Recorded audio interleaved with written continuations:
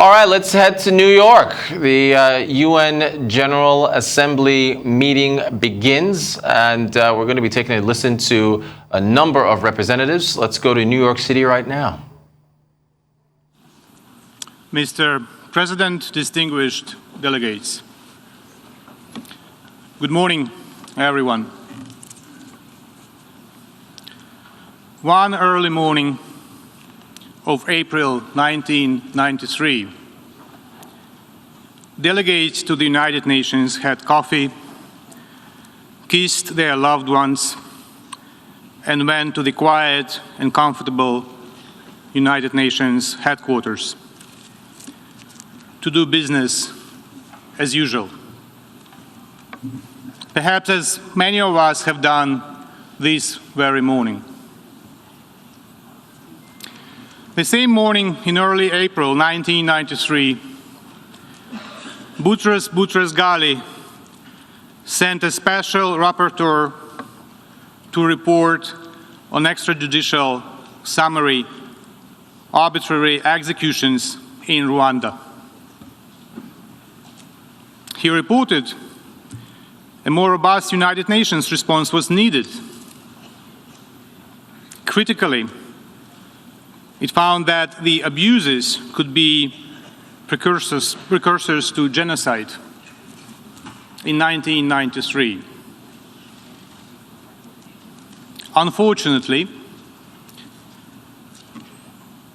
that was largely ignored by overstretched Secretariat of the United Nations. In early April, once again in April, in 1994, in the comfort of the United Nations headquarters, the Security Council received letters in which the Rwandan Patriotic Front reminded member states that, I quote, "When the institution of the United Nations was created after the Second World War, one of its fundamental objectives was to see to it that what happened to the Jews in Nazi Germany would never happen again." End of quote. In 1994, Rwanda itself was a non-permanent member of the Security Council. This allowed the genocidal regime to influence other members of the Council with its view of the situation. As Russia's presence today in the Security Council allows her to spread lies almost daily. In April, again in April, this time 2006, in the docks of New York by the Hudson River, an ocean-sized, state-of-the-art liner was launched. This magnificent liner was then docked on the shores of Lake Geneva. Beautiful as it is, far from being an ocean. We named this liner the Human Rights Council. The adoption of Resolution 60/251 was a culmination of 5 months of consultations and negotiations facilitated by President of the Assembly, Jan Eliasson, and Ambassador Arias of Panama and Ambassador Kumalo of South Africa. Let me remind you the words of Mr. Jan Eliasson, the President of the 60th session of the UN General Assembly, before the adoption of the resolution. He said, and I quote, we have now reached a decisive moment, both for the promotion and protection of human rights and for effective multilateralism and the standing of the United Nations as a whole. As our leaders acknowledged in September 2005, the 3 pillars of the United Nations, development, peace and security, and human rights, are interlinked and mutually reinforcing. End of quote. Now the world has come to a crucial juncture. we witness that our liner is going through treacherous fogs towards deadly icebergs. It might seem that we should have named it the Titanic instead of the Human Rights Council. If not, we need to take an action today to save the Council from sinking. The composition of the Human Rights Council is as diverse as the world map, as this Assembly is. But this Council, unlike the Assembly, has been established for a specific purpose to promote and protect human rights around the world. And we are in a unique situation now when on the territory of another sovereign state, a member of the Human Rights Council commits horrific human rights violations and abuses that could be equated to war crimes and crimes against humanity. Bucha and dozens of other Ukrainian cities and villages where thousands of peaceful residents have been killed, tortured, raped, abducted, and robbed by the Russian army serve as an example of how dramatically far the Russian Federation has gone from its initial declarations in the human rights domain. That is why this case is unique, and today's response is obvious and self-explanatory. Let me offer you another quote. Our topmost priority is to ensure all human rights and freedoms in their entirety, including political and civil rights and decent socio-economic and environmental living standards. I believe that these questions are not an internal matter of states, but rather their obligations under the UN Charter, the international covenants and conventions. We want to see this approach become a universal norm. End of quote. It is hard to believe that the above quotation belongs to the President of the Russian Federation. Another president, however, and other times. It was said by President Yeltsin in 1992 in his statement at the UN Security Council. We can only regret that the democratic aspirations of the peoples of Russia in early 90s have by Putin's regime been incrementally turned to their opposite. Aggression, hatred, and Soviet-style thinking and reflections, including in the area of human rights and fundamental freedoms. And now we hear completely different statements here in the United Nations from the Russian Federation. This week alone we hear from the Russian ambassador that there is a warfare in Ukraine and civilians are killed in war. It's being said as a matter of fact this Monday, in cold blood and as an absolute normal course of action, also known as quote-unquote special operation. Shall we agree with the describing of killings as something normal? The only healthy answer should be no, in order to contribute to the maintenance of the UN's health and the health of its human rights mechanism. All of you received the Russian diplomatic note yesterday, in which our collective effort to preserve the credibility of the Human Rights Council was considered as an approach to preserve the, I quote, domination and total control in the world, end of quote, and human rights neo-colonial policy in international affairs. We have heard many times the same perverted logic of the aggressor attempting to present itself as a victim, while in fact doing exactly what it cries against in its note, killing citizens of neighboring country, trying to dominate, if it not colonize it.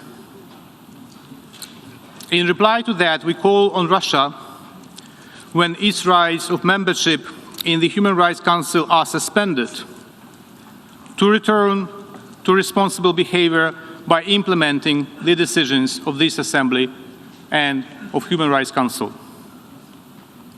If Russia expulses itself from the Council, it would be its own choice, and there will be no need to blame others. Suspension of the rights of membership of the Russian Federation in the Human Rights Council is not an option, but a duty. And let me quote how this duty is formulated in the operative paragraph 8 of Resolution 60/251, and I quote, "The General Assembly may suspend the rights of membership in the Council of a member of the Council that commits gross and systematic violations of human rights," end of quote.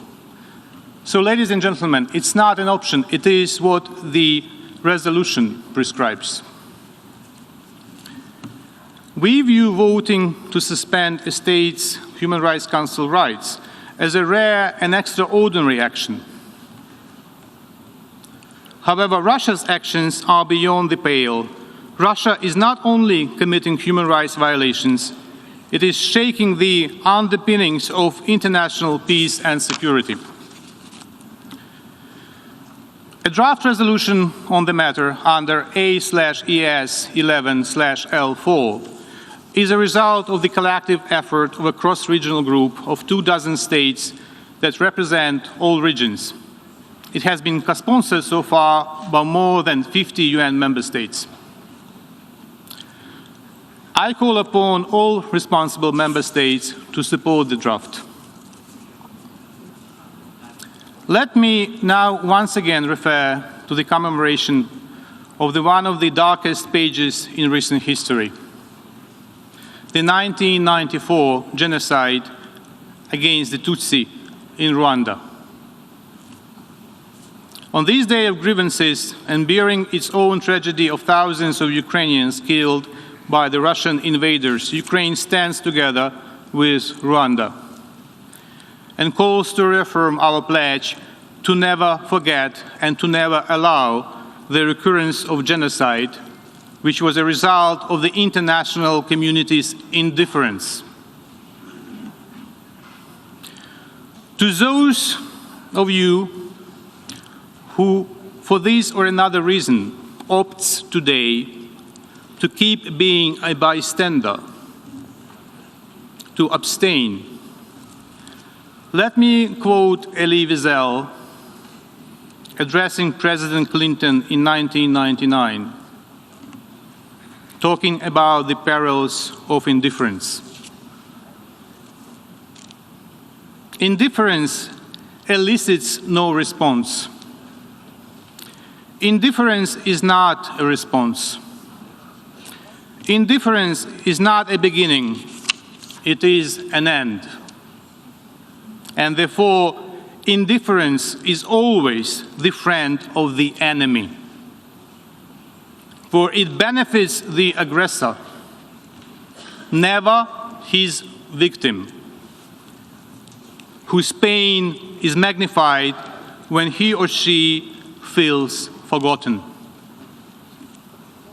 The political prisoner in his cell, the hungry children, the homeless refugees, not to respond to their plight, not to relieve their solitude by offering them a spark of hope, is to exile them from human memory. And in denying their humanity, we betray our own. End of quote. The genocide in Rwanda was largely due to the indifference of the world's community. When the UN did not respond to warnings in the UN Security Council and in General Assembly a year before the tragedy that we commemorate exactly on this day, on the 7th of April. Today, in the case of Ukraine, it's not even a year, because the tragedy is unfolding right now before our eyes. In a couple of minutes, you will have a chance to prove that you are not an indifferent bystander. All you need to do is to press the yes button and to save the Human Rights Council and many lives around the world and in Ukraine. On the other hand, pressing no means pulling a trigger and means a red dot on the screen. Red as the blood of the innocent lives lost. And this image of the red bloody dots on this screen will stay with you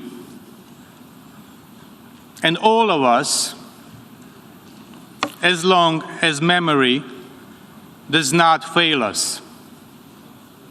Think about it. Thank you.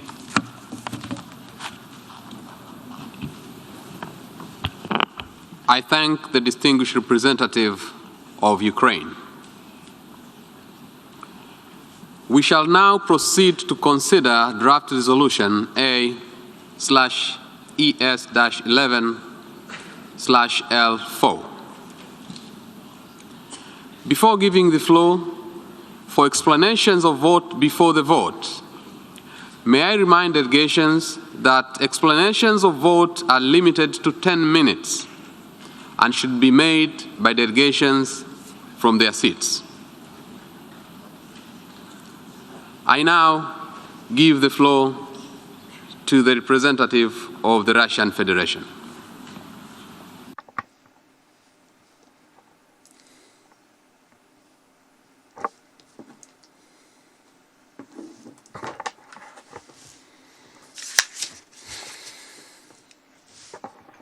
Thank you, Mr. President. Today's not the time or the place for theatrics or these kinds of extremely theatrical performances like the one presented by Ukraine. In fact, the draft resolution we're considering today has no relationship to the actual human rights situation on the ground. I would like to repeat or quote our note, which the ambassador mentioned. What we're seeing today is an attempt by the United States to maintain its dominant position and total control, to continue its attempt at human rights colonialism in international relations. Part of the member states are already subordinates. Those who wish to conduct an independent foreign policy is an attempt to kind of move them to the periphery of international relations. Today we're seeing how, through the efforts of a small group of states, the human rights architecture there's a crack that's appeared in that architecture, and it was decades in the making. And the Secretary General stated that the possible exclusion of Russian Federation from the Human Rights Council could be a dangerous precedent. And as practice has shown, Western approaches in dealing with acute human rights problems in certain countries have not really been successful. Not a single conflict was resolved. It was only exacerbated. In many, this was due to the use by Western countries, the use of sanctions and military intervention. Whereas Russia, throughout its membership in the Commission and the Human Rights Council, has consistently defended the principle of cooperation based on mutual respect and an equal status as one of the main foundations of the human rights architecture. Our priority has always been to strengthen constructive dialogue involving all interested sides in the process of collective development and adoption of decisions in defending and promoting human rights. We reject the untruthful allegations against us based on staged events and widely circulated fakes. Mr. President, based on everything I've said, we would like to put this draft resolution to a vote and call on all those present here to really consider your decision and to vote against the attempt by Western countries and their allies to destroy the existing human rights architecture. Thank you very much. I thank the distinguished representative of the Russian Federation. I will now give the floor to the distinguished representative of Kazakhstan. The Chair, Kazakhstan closely follows the situation in Ukraine with particular concern and expresses its condolences to the families of those who were killed and wish speedy recovery for those injured during hostilities. We call on all the parties to speedily terminate hostilities and to search for compromises aimed at establishing peace. We also adhere to the position that there is no alternative to a peaceful solution on the problem based on the principles of international law and the UN Charter. Humanitarian situation in Ukraine is dire and needs constant attention, and Kazakhstan has already provided Ukraine with humanitarian aid, sending 3 planes with over 50 tons of medicine and essential goods. Regarding the draft resolution on the suspension of the rights of membership of the Russian Federation in the Human Rights Council, we would like to note the following. First of all, in our opinion, the adoption of this resolution will not contribute to the settlement of the conflict. At the moment, it is extremely important not to undermine the negotiation process.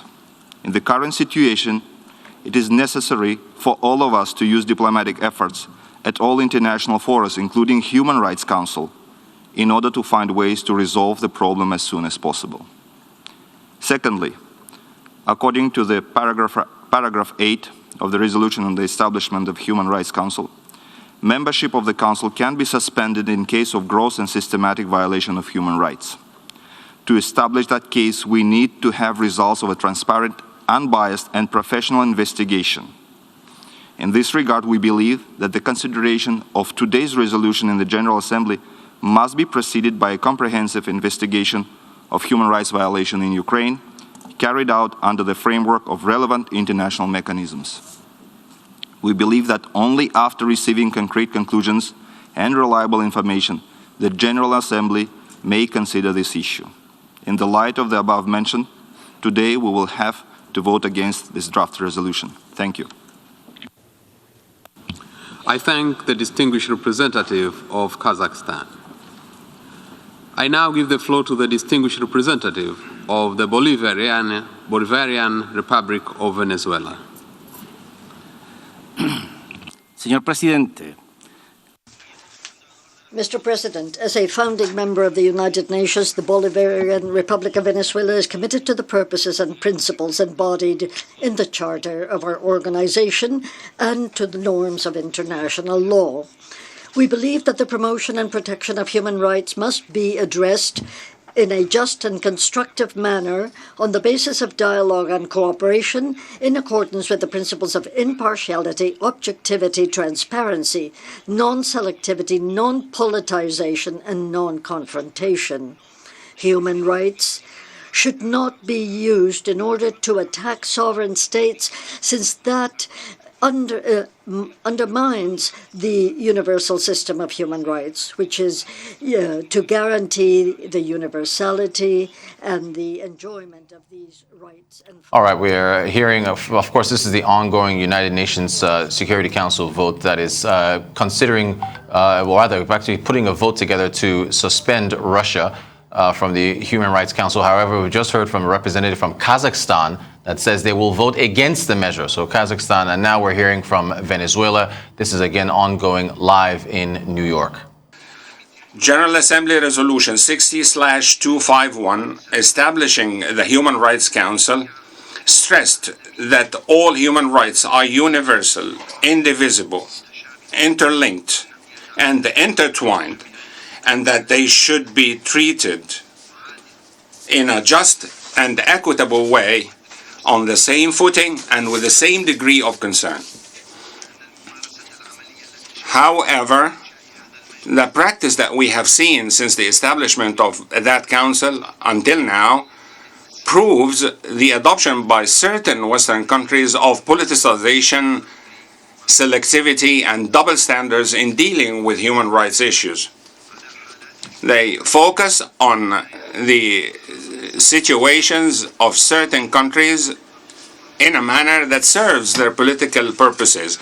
At the same time, they disregard other situations where grave human rights violations, systemic and grave human rights violations, were perpetrated in the full sound and sight of the world. And what the Palestinian people has been exposed to for decades at the hands of the Israeli occupation forces is the best proof of that.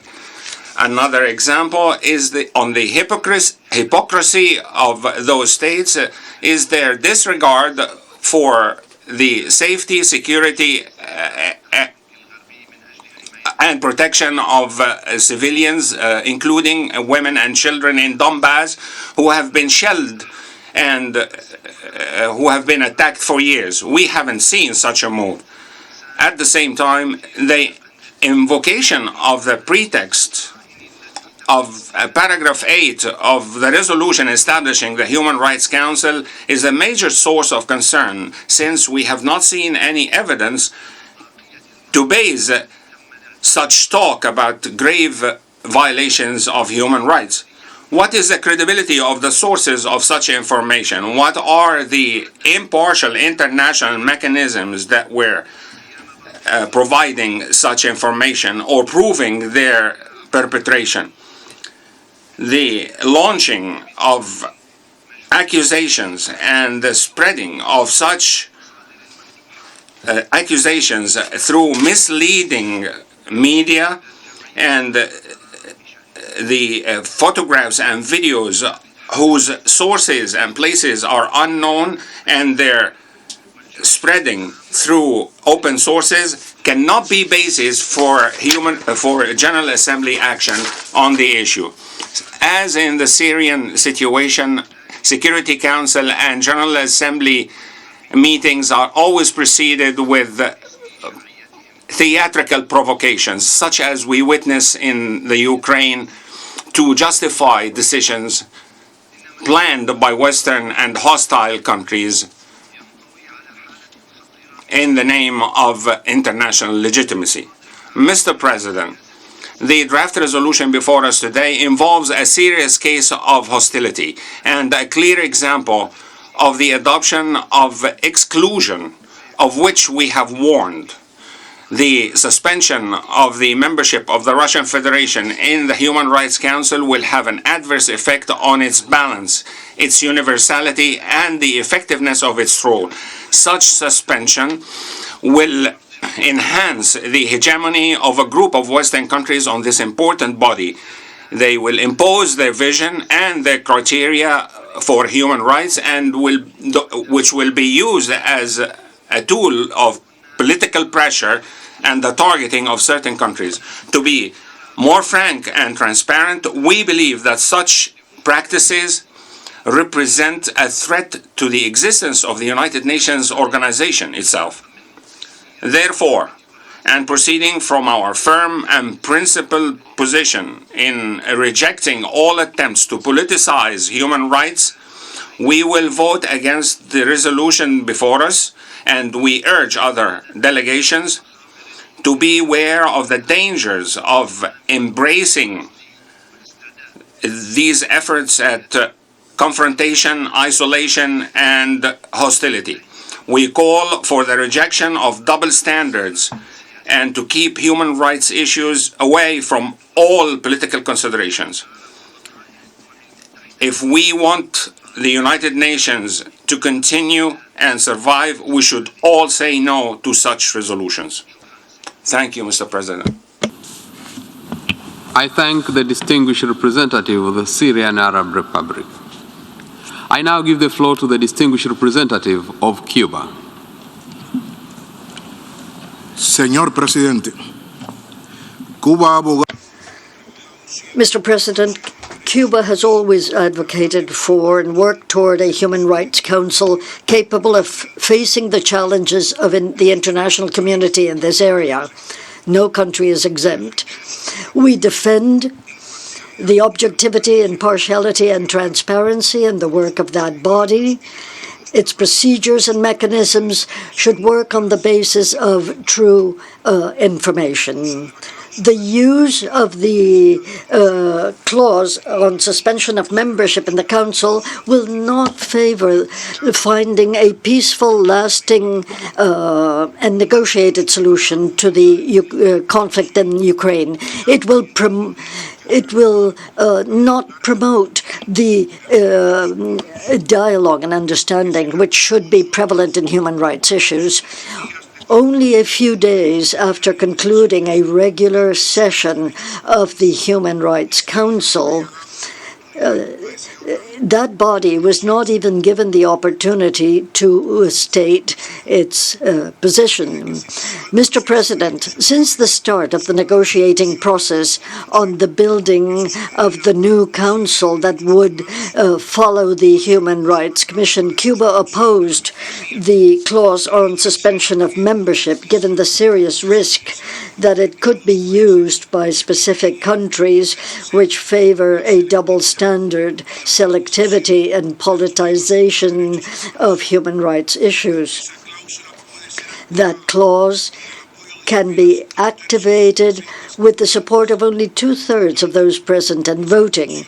Therefore, abstentions do not count, and there's not even a minimum established of votes required for approving suspension. To be elected a member of the Human Rights Council, a country needs to obtain as a minimum in a secret ballot the support of the majority of the members of the United Nations, that is to say, at least 97 votes. Thus, the rights of a member of the Council can be suspended by the will of a number of states lower than the number of states which granted those rights. The Russian Federation, which was elected as a member of the Human Rights Council in 2020 with 158 votes, could be suspended today by a lower number of votes. That suspension mechanism, which has no parallel in any other body of the United Nations, could be easily used selectively. It is Russia today, but tomorrow it could be any of our countries, especially nations of the South, which do not support the interests of domination and which firmly defend their independence. It was not by chance that the more enthusiastic promoters of the suspension clause, when negotiating the new Human Rights Council, were developed nations with a clear trend to accuse countries of the South, which do not follow their alleged models of democracy, while remaining silent in the case of flagrant violations in Western countries. Not everyone in this hall share our concerns about the suspension mechanism. They know that the victims of its selective use will always be others. Could this assembly someday adopt a resolution suspending the membership of the United States in the Human Rights Council? Just to give one example. We all know that that has not happened, nor will it, despite its flagrant and massive violations of human rights as a result of invasions and wars against sovereign states, given its geopolitical interests. They have caused the deaths of hundreds of millions of civilians, which they term collateral damage. There have been millions of displaced people and destruction throughout our planet. But this assembly has never suspended any of its rights. We also all know that the suspension clause will not be used against the state that has imposed against Cuba for over 60 years a criminal economic, trade, and financial blockade, which no doubt constitutes the longest and most flagrant and systematic violation of human rights of an entire people, and an example of genocide against a country. It is ironic to note that the country which opposed the establishment of the Human Rights Council and requested in this same hall a vote against the resolution establishing it is the same one that has conveniently now activated, as it did in 2011, one of the most controversial clauses. Mr. President, Cuba will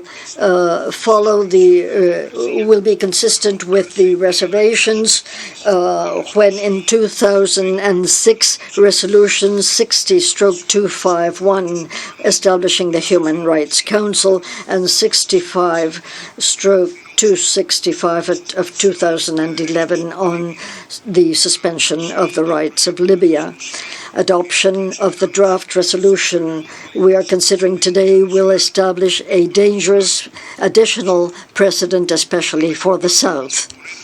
It is not sufficient to impose resolutions against selective countries and mandates. Now they are trying to take a new step toward legitimizing selectivity and establishing a human rights council, which is increasingly at the service of a certain number of countries, as was the case with the discredited Human Rights Commission. For all of these reasons, the Cuban delegation will vote against the draft resolution contained in document L4. Thank you. I thank the distinguished representative of Cuba. I now give the floor to the distinguished representative of Senegal. Monsieur le Président, Mr. President, just as the rest of the international community, Senegal is profoundly concerned by the terrible cost of the war in Ukraine, which has already led to thousands of deaths, refugees, and IDPs. To this somber picture can be added allegations of severe violations of human rights. Everywhere and throughout history, war is a failure of humanity. Senegal is in favor of peace in Ukraine. Senegal is also in favor of peace in Ukraine because our countries are collateral victims of this global crisis due to its severe consequences, particularly serious for our economies and our people. Senegal is for de-escalation and for the immediate stoppage of hostilities in Ukraine and for negotiations in order to reach a peaceful and lasting solution to the crisis. This is the essence of the communiqué published on the 24th of February 2022 by His Excellency President Macky Sall in his capacity as the current President of the African Union. This is a communiqué that calls, and I quote, for the imperative respect of international law, the territorial integrity and sovereignty of Ukraine, end of quote. This is also the purpose of Senegal's support for Resolution 11/2 of the special session of the General Assembly of the 24th of March of this year on the humanitarian consequences of the war in Ukraine. It's also what's behind our vote in favor of Resolution 49/1 of the Human Rights Council of the 4th of March of this year on the human rights situation in Ukraine, and in particular establishing a international commission of inquiry on the allegation of violations of human rights in the country as a result of the war.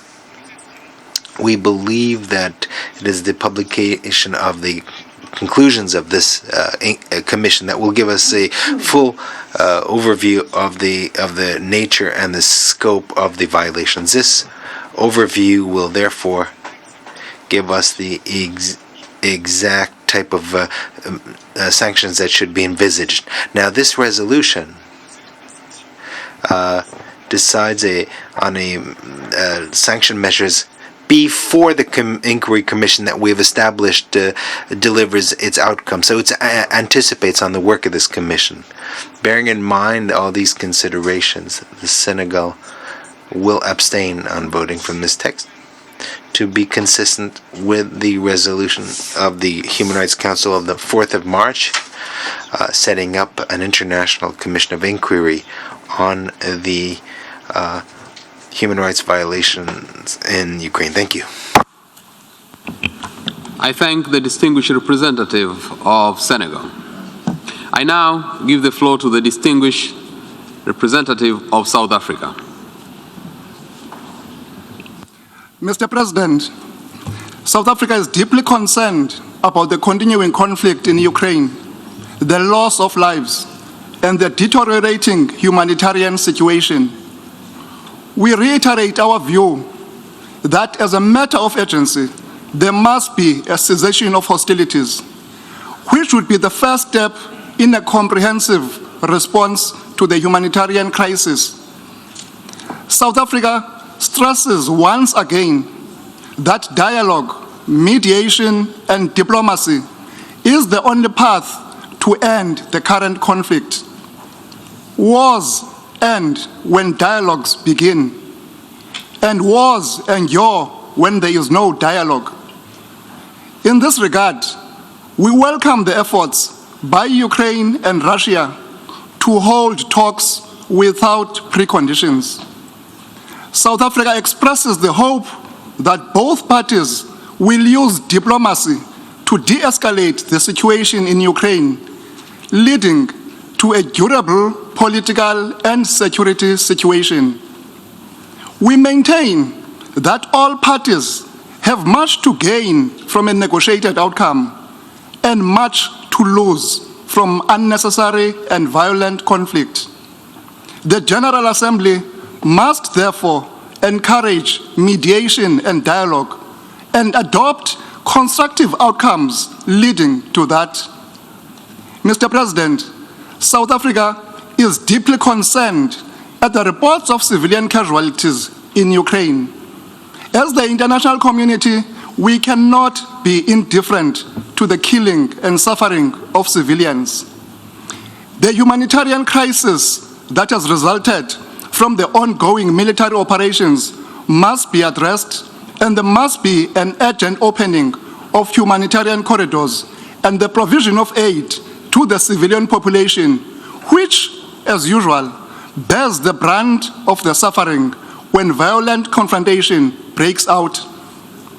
All parties to the conflict must comply with international human rights and humanitarian law, including the Geneva Conventions, and must respect the sovereignty and territorial integrity of all member states in keeping with the UN Charter. Mr. President, on 4th March 2022, the Human Rights Council adopted a resolution authorizing the establishment of an international commission of inquiry to investigate all alleged violations and abuses of human rights and violations of international law and related crimes in Ukraine. The Commission has not yet commenced its work, and we await its findings on the allegations of gross violations and abuses of human rights and violations of international humanitarian law. South Africa is of the firm belief that the tabling of the resolution that we will consider today is premature and prejudges the outcomes of the Commission of Inquiry. We must allow the Commission to urgently undertake its mandate and report to the Human Rights Council and the General Assembly on its outcomes. It is also imperative that all parties to the conflict must allow the Commission to perform its duties without any hindrance and interference. Mr. President, we recall Resolution 60251, which is the basis of the resolution before us and which established the Human Rights Council, also recognizes inter alia I quote, "The importance of ensuring universality, objectivity, and non-selectivity consideration of human rights issues, and the elimination of double standards and politicization," close quote. Unfortunately, the resolution that we are considering today will further divide and polarize the matter and the General Assembly itself without following due process. South Africa maintains that in considering the suspension of a member of the Human Rights Council, we must be consistent and not selective, as this would undermine the credibility of the General Assembly and the Human Rights Council. For these reasons, South Africa will abstain on the resolution. I thank you, Mr. President. I thank the distinguished representative of South Africa. I now give the floor to the distinguished representative of Egypt. Sayyid Rais. Mr. President, Egypt does not view the draft resolution before us as a resolution related to the situation in the Ukraine, the principle of non-use of force in relations amongst nations.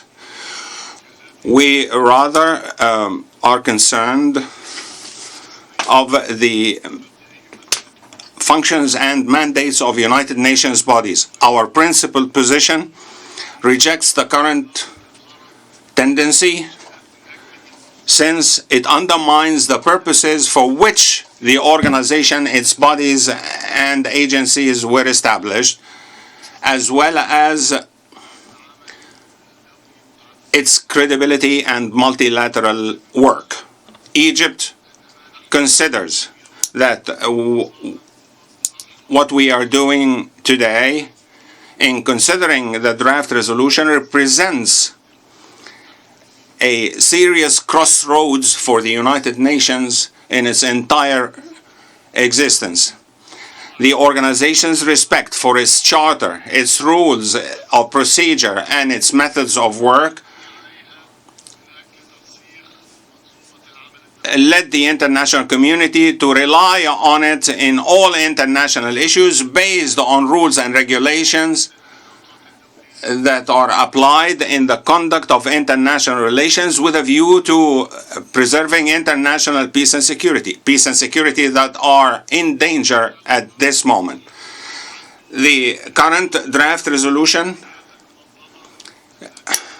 undermines the methods of work of the organization that have enjoyed the trust of the international community and threatens to undermine the credibility of the United Nations and its organizations,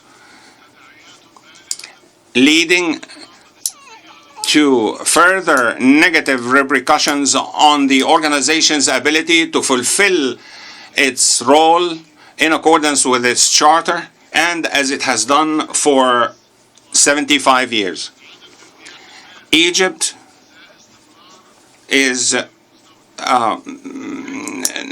does not feel comfortable with double standards and partiality. Many times before, such resolutions were not adopted in cases of human rights violations that are not so far back in time. We are concerned with the violations of human rights and the obligations of all states in this regard, and we believe that such serious violations should be dealt with decisively in accordance with the United Nations rules and procedures in an adequate manner.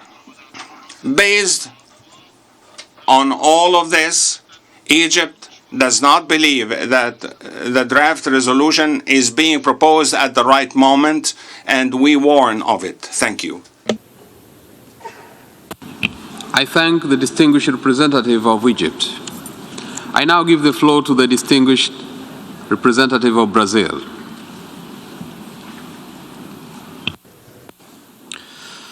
Mr. President, distinguished delegates, we are deeply concerned about allegations of gross violations of human rights and humanitarian law in Ukraine, including recent reports coming from the region of Bucha.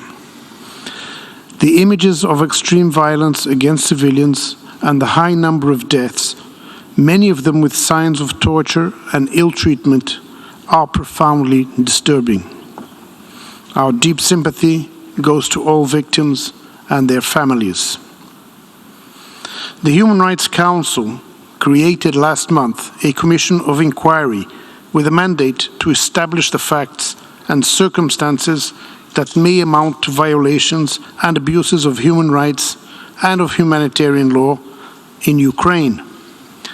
We call on all parties to cooperate with the Commission so that it can fulfill its mandate and provide us with an unbiased and precise information on the situation on the ground. Brazil has decided to abstain in today's vote as it believes the Commission of Inquiry should be allowed to complete its independent investigation so that responsibilities can be ascertained. Only then would this General Assembly be in a position to better assess and take a responsible and informed decision on the status of Russia in the Council. We must at all costs avoid repeating the mistakes of the old Commission on Human Rights, particularly concerning politicization, double standards, and selectivity, which had been the main flaw of the previous human rights system and the object of well-founded criticism of its work. The Human Rights Council should be guided by the imperative of inclusive dialogue as the main instrument for cooperation, sustainable solutions, and peace. Mr. President, Brazil is fully committed to finding ways to an immediate cessation of hostilities and to promoting a real dialogue conducive to a peaceful and sustainable solution. Ensuring respect for human rights and humanitarian law, protecting civilians, calling for peace. These are the objectives that should unite rather than divide us. There is no alternative to a negotiated solution and to a constructive and balanced approach aimed at preserving spaces of dialogue. I thank you, Mr. President. I thank the distinguished representative of Brazil. I now wish to invite the distinguished representative of China.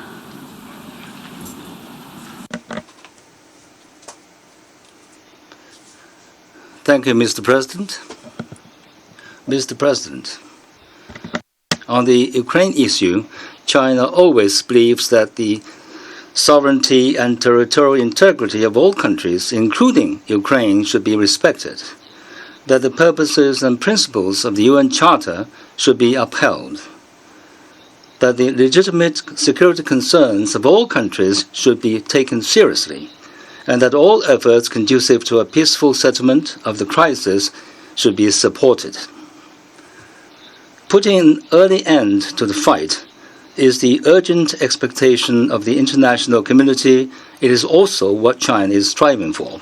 China supports all initiatives and measures that will help ease the humanitarian crisis in Ukraine. We call on the parties concerned to respect international humanitarian law and take concrete actions to ensure the safety of civilians and protect the basic rights and humanitarian needs of women, children, and other vulnerable groups.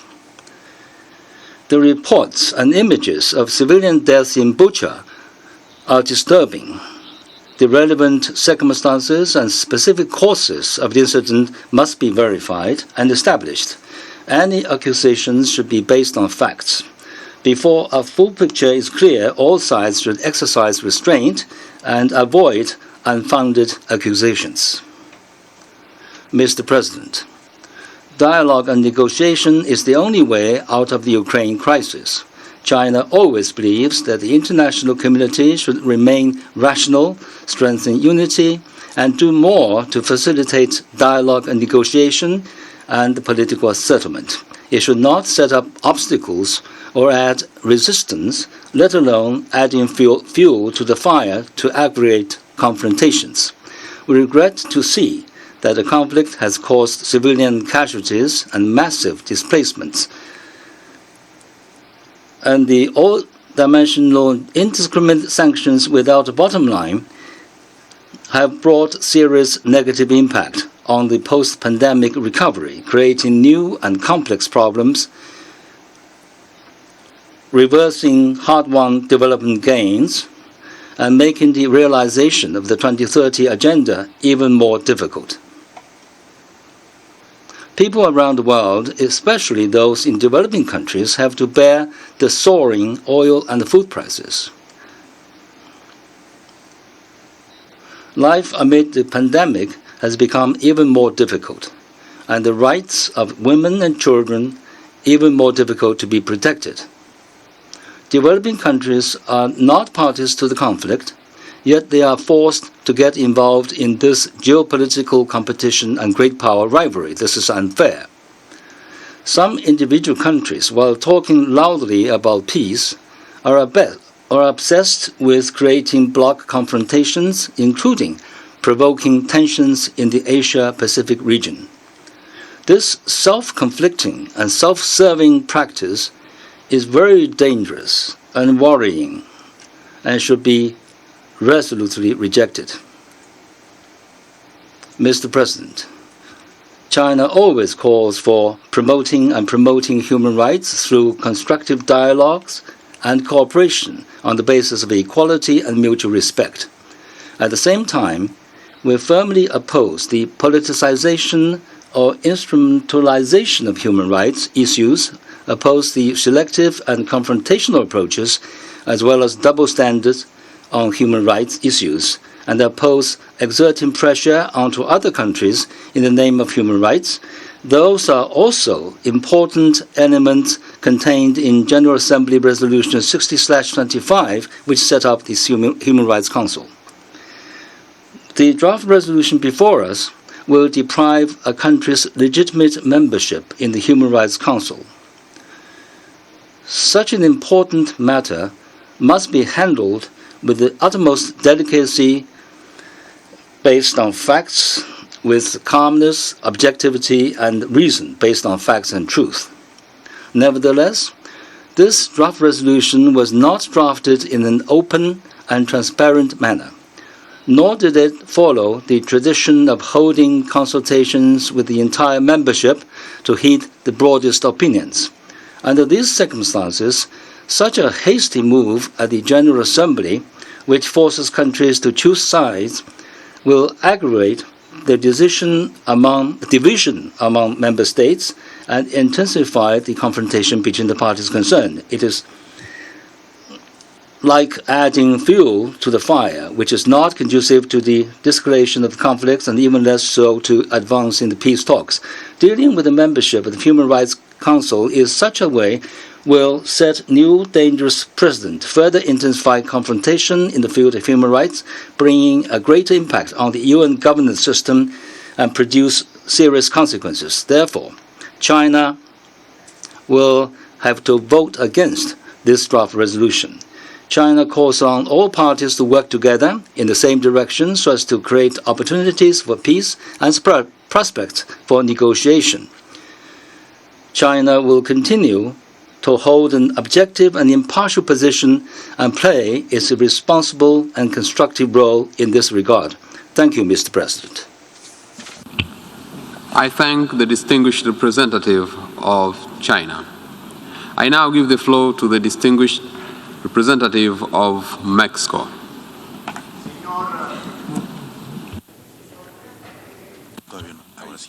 Señor Presidente, Mr. President, Mexico has been clear and categorical in condemning the invasion by Russia against Ukraine, since it violates international law, the Charter of the United Nations, and the constitutional principles of our foreign policy. We have also condemned attacks against the civilian population and its infrastructure.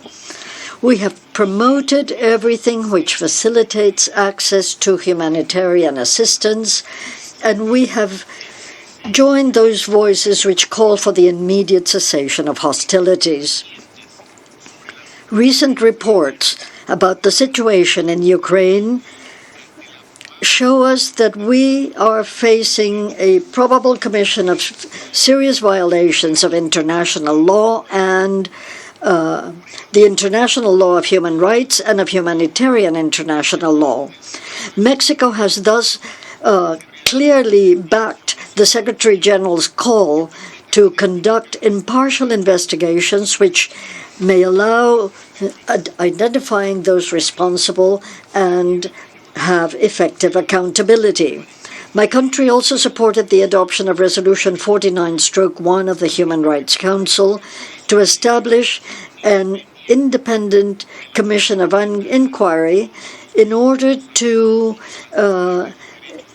investigate all of the alleged abuses and violations of human rights and anything which could violate humanitarian international law flowing from Russia's aggression against Ukraine.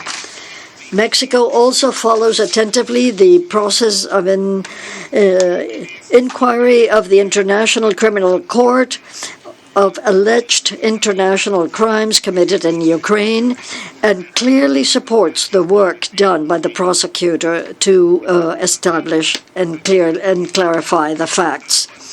We are following the development of the case brought before the International Court of Justice, and we reiterate its call to comply with the recent provisional measures for an immediate cessation of hostilities. These are judicial and quasi-judicial processes which are underway, but which have not yet, in legal terms, classified these situations under consideration. We must be consistent. We must support them until they reach their ultimate conclusions and examine them rigorously. Whether Russia is a member of the Human Rights Council or not is not a factor which exempts it from obligations under international law or which imposes obligations. The central point here should be to bring to justice those responsible, not to suspend a state from membership in a subsidiary body of this assembly, in which all member states, without exception, must be accountable under the same rules and the same criteria. Mexico is in favor of accountability being regularly practiced throughout the United Nations system. We do need more transparency, but to that end, we also need more cooperation, more dialogue, and better practices. Multilateral structures are strengthened through inclusion, not through exclusion. To exclude, to suspend is not the solution. Multilateralism will be strengthened to the extent that it is able to maintain its inclusiveness. Prior resolutions of this assembly, which we have supported with conviction, condemn the Russian invasion, call for a clear cessation of hostilities, urge the unrestricted access to humanitarian assistance, and advocate for a diplomatic solution to the conflict. Mexico has stated its position explicitly with regard to Russia's military aggression against Ukraine through its statements in the Security Council and in this General Assembly, as well as in the votes taken in both bodies since the beginning of the conflict. In view of the above, Mexico will abstain from supporting the draft resolution which suspends Russia from membership in the Human Rights Council. Mexico is convinced that even in the midst of the war, all channels should be maintained for dialogue with the authorities of the Russian Federation, not only so that they cooperate with all the mechanisms which are part of the universal system of protection of human rights, but also to insist on the urgent need to find in dialogue the diplomatic solution which restores peace in Ukraine. Thank you. I thank the distinguished representative of Mexico. I now give the floor to the distinguished representative of Chile.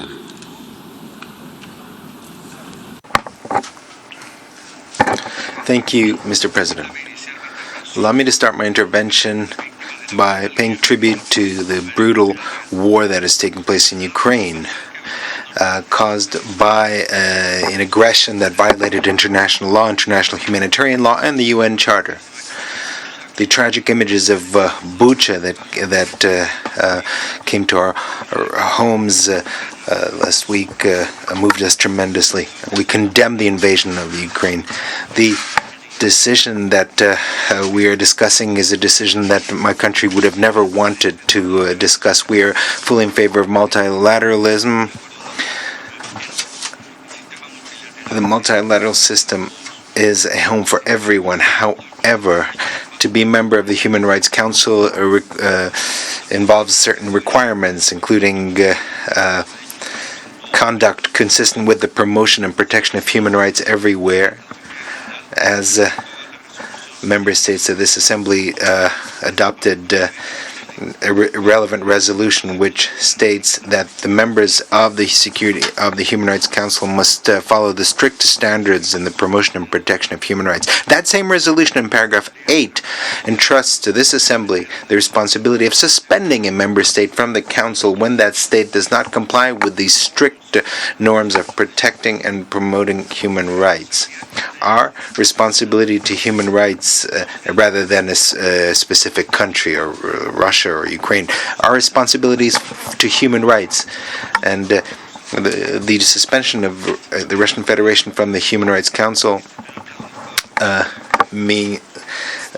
in this case, we're talking about a state that is violating the rights of a third state, Ukraine. And this is the result of an unacceptable aggression and invasion that is contravenes international law. This is why our delegation will vote in favor of the resolution L.4, which suspends the membership of Russia from the Human Rights Council. Chile once again reiterates its appeal to all parties to continue negotiations and urges for an immediate and peaceful resolution of the conflict between Russia and Ukraine through a political dialogue, negotiations through peaceful means in conformity with international law. Thank you very much, Mr. President. I thank the distinguished representative of Chile. I now give the floor to the distinguished representative of Belarus. Mr. President, Belarus is categorically against the draft resolution under consideration. The introduction of this draft is motivated by exclusively political interests aimed at demonizing the Russian Federation and attempting to isolate it in international organizations. Such ideas lead to upsetting the equilibrium of the entire system of international cooperation, which is based on the UN Charter.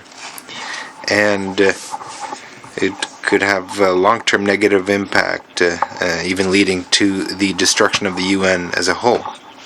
In essence, today's proposal to exclude Russia is a direct contribution to destroying the Human Rights Council itself, and in consolidating the destruction of the system of upholding human rights under the UN auspices, which has been expressed over the past few weeks in attitudes of racism, xenophobia, and other manifestations of discrimination based on language, culture, religion, or other characteristics that we're seeing in Western countries. It's important to focus not on short-term immediate tasks under the influence of emotions, but rather to think about the long-term prospects of resolving conflict situations and about the post-conflict world order. The resolution that is being proposed, just like other steps on restricting the participation of Russia in international organizations, will not only not make a contribution to resolving the situation in Ukraine, but rather will increase risks for any possibility of peaceful negotiations, which were initiated, I just want to recall, a month ago by the Republic of Belarus and personally its president, Alexander Lukashenko. So we call on you to reflect on this and to vote against the proposed draft resolution. Thank you for your attention. I thank the distinguished representative of Belarus. We have heard the last speaker in explanation of vote before the vote.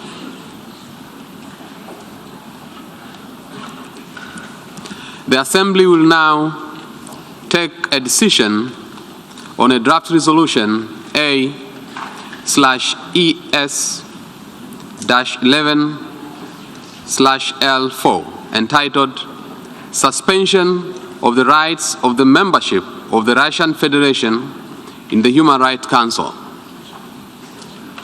Pursuant to Resolution 60/251 of 15 March 2006, the General Assembly, by a 2/3 majority of members present and voting, may suspend the rights of membership in the Council of a member of the Council that commits gross and systematic violation of human rights. For your information, the draft resolution has closed for e-sponsorship. I now give the floor to the representative of the Secretariat. Thank you, Mr. President. I should like to announce that since the submission of the draft resolution, and in addition to the delegations listed on the L document, the following countries have also become co-sponsors of A/ES-11/L4: Costa Rica, Guatemala, Myanmar, and San Marino. If any other countries wish to co-sponsor A/ES-11/L4, please signify by pressing the microphone button now.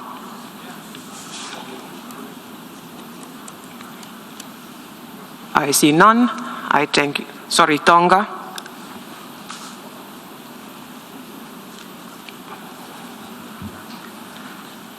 I thank you, Mr. President.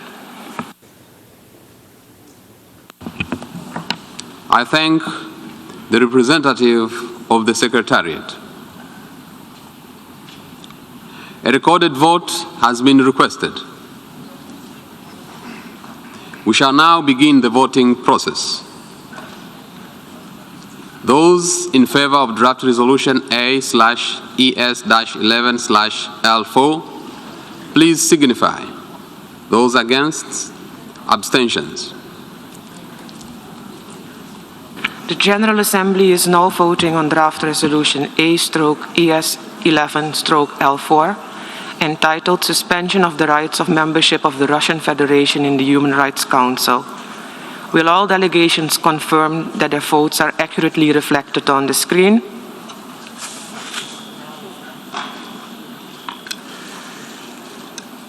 The voting has been completed.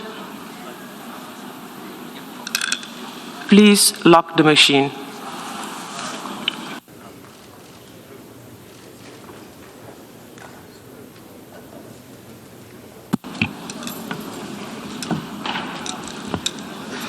The result of the vote is as follows. In favor, 93. Against, 24. Abstentions, 58. Draft resolution A/ES-11/L4 is adopted.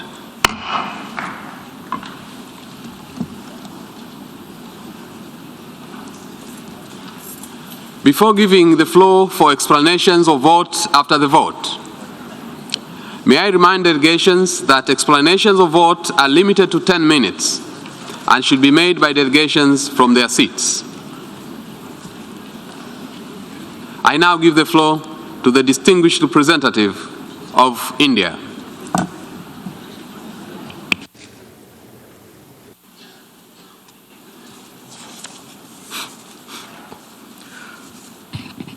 Thank you, Mr. President. India has abstained on the resolution adopted in the General Assembly today. We do so for reasons of both substance and process. Since the inception of the Ukrainian conflict, India has stood for peace, dialogue, and diplomacy. We believe that no solution can be arrived at by shedding blood and at the cost of innocent lives. If India has chosen any side, it is the side of peace, and it is for an immediate end to violence. We continue to remain deeply concerned at the worsening situation and reiterate our call for end to all hostilities. When innocent human lives are at stake, diplomacy must prevail as the only viable option. Recent reports of civilian killings in Bucha are deeply disturbing. We have unequivocally condemned these killings and support the call for an independent investigation. The impact of the crisis has also been felt beyond the region with increasing food and energy costs, especially for many developing countries. It is in our collective interest to work constructively, both inside the United Nations and outside, towards seeking an early resolution to the conflict. India has been at the forefront of protecting human rights, right from the drafting of the Universal Declaration of Human Rights. We firmly believe that all decisions should be taken fully respecting due process, as all our democratic polity and structures enjoin us to do so. This applies to international organizations as well, particularly the United Nations. I thank you, Mr. President. I thank the distinguished representative of India. I now give the floor to the distinguished representative of Timor-Leste. At the outset, I would like to thank you, Mr. President, for convening this session. Mr. President, the position we took today to vote in favor of this resolution before all of us is a manifestation of our strong solidarity with the people of Ukraine, especially the victims of this war who have been forced to shelter and have fled across the country's borders, as well as those who have lost their homes, their lives, their family members, and their own lives. Our thoughts and prayers go out to all of them and their families and friends. Mr. President, our vote today shows our clear position to uphold human rights values in all circumstances and in all cases, as the dark period of our own history has taught us enough on the high cost of being victims of war. We call for an effective ceasefire in Ukraine and urge conflict parties to continue the dialogue and negotiation to stop this war and avoid further potentially catastrophic escalation. We commend the efforts of those who have facilitated the peace talks between conflict parties and all for more diplomatic initiatives to help in finding a peaceful solution for all.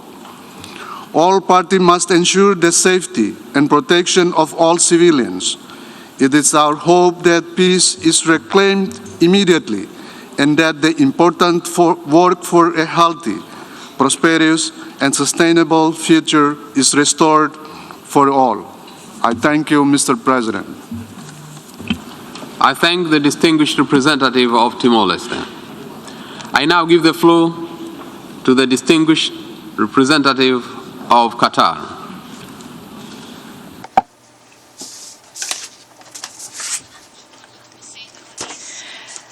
Thank you, Mr. President. We abstained from voting on the resolution that has been just adopted in this emergency special session, and I would like to make the following statement to explain our position. Qatar has expressed its position vis-à-vis the situation in Ukraine, which is anchored in its firm observance of the principles embedded in the international law and the United Nations Charter, including the inadmissibility of the use of force or the threat of use of force in international relations, and the importance of settling international conflicts peacefully, together with abstaining from interference in the internal affairs of countries, and to uphold the sovereignty and the territorial integrity of countries.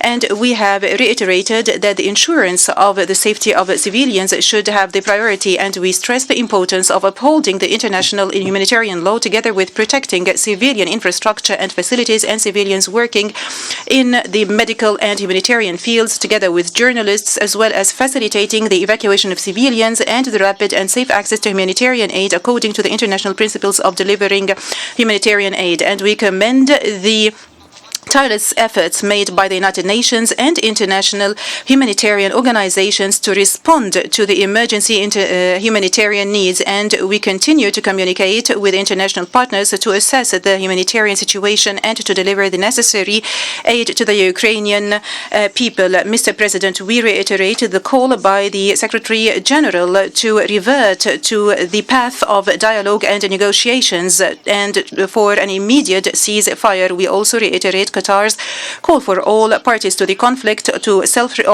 for self-restraint and to resort to diplomacy and dialogue. And Qatar will continue to harness its diplomatic efforts to reach a solution and resolution for the crisis according to the UN Charter and the international law. And we do welcome the Turkish mediation between Russia and Ukraine, and we hope that the negotiations will culminate into a peace accord between both countries. Thank you, Mr. President. I thank the distinguished representative of Qatar. I now give the floor to the distinguished representative of Lao People's Democratic Republic. Mr. President, the Lao PDR once again reiterates its call for peaceful political and diplomatic solution to the conflict and supports all ongoing efforts and peace negotiations between the parties concerned. Likewise, we urge the international community to refrain from any action that could fuel escalation of tension. As party to 7 of the 9 core human rights treaties, Lao PDR opposes all gross and systematic violations and abuses of human rights. We are gravely concerned by the recent reports and accusations of human rights and international human rights law violations and abuses.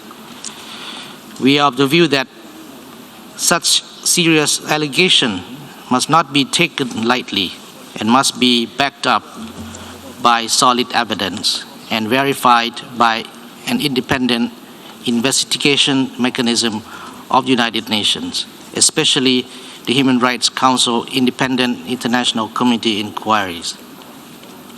My delegation voted against the draft resolution L4 because we believe that the reports of violations and abuses of human rights and violations of international humanitarian law must be verified by credible, neutral, impartial, and independent assessment mechanism before any action is taken.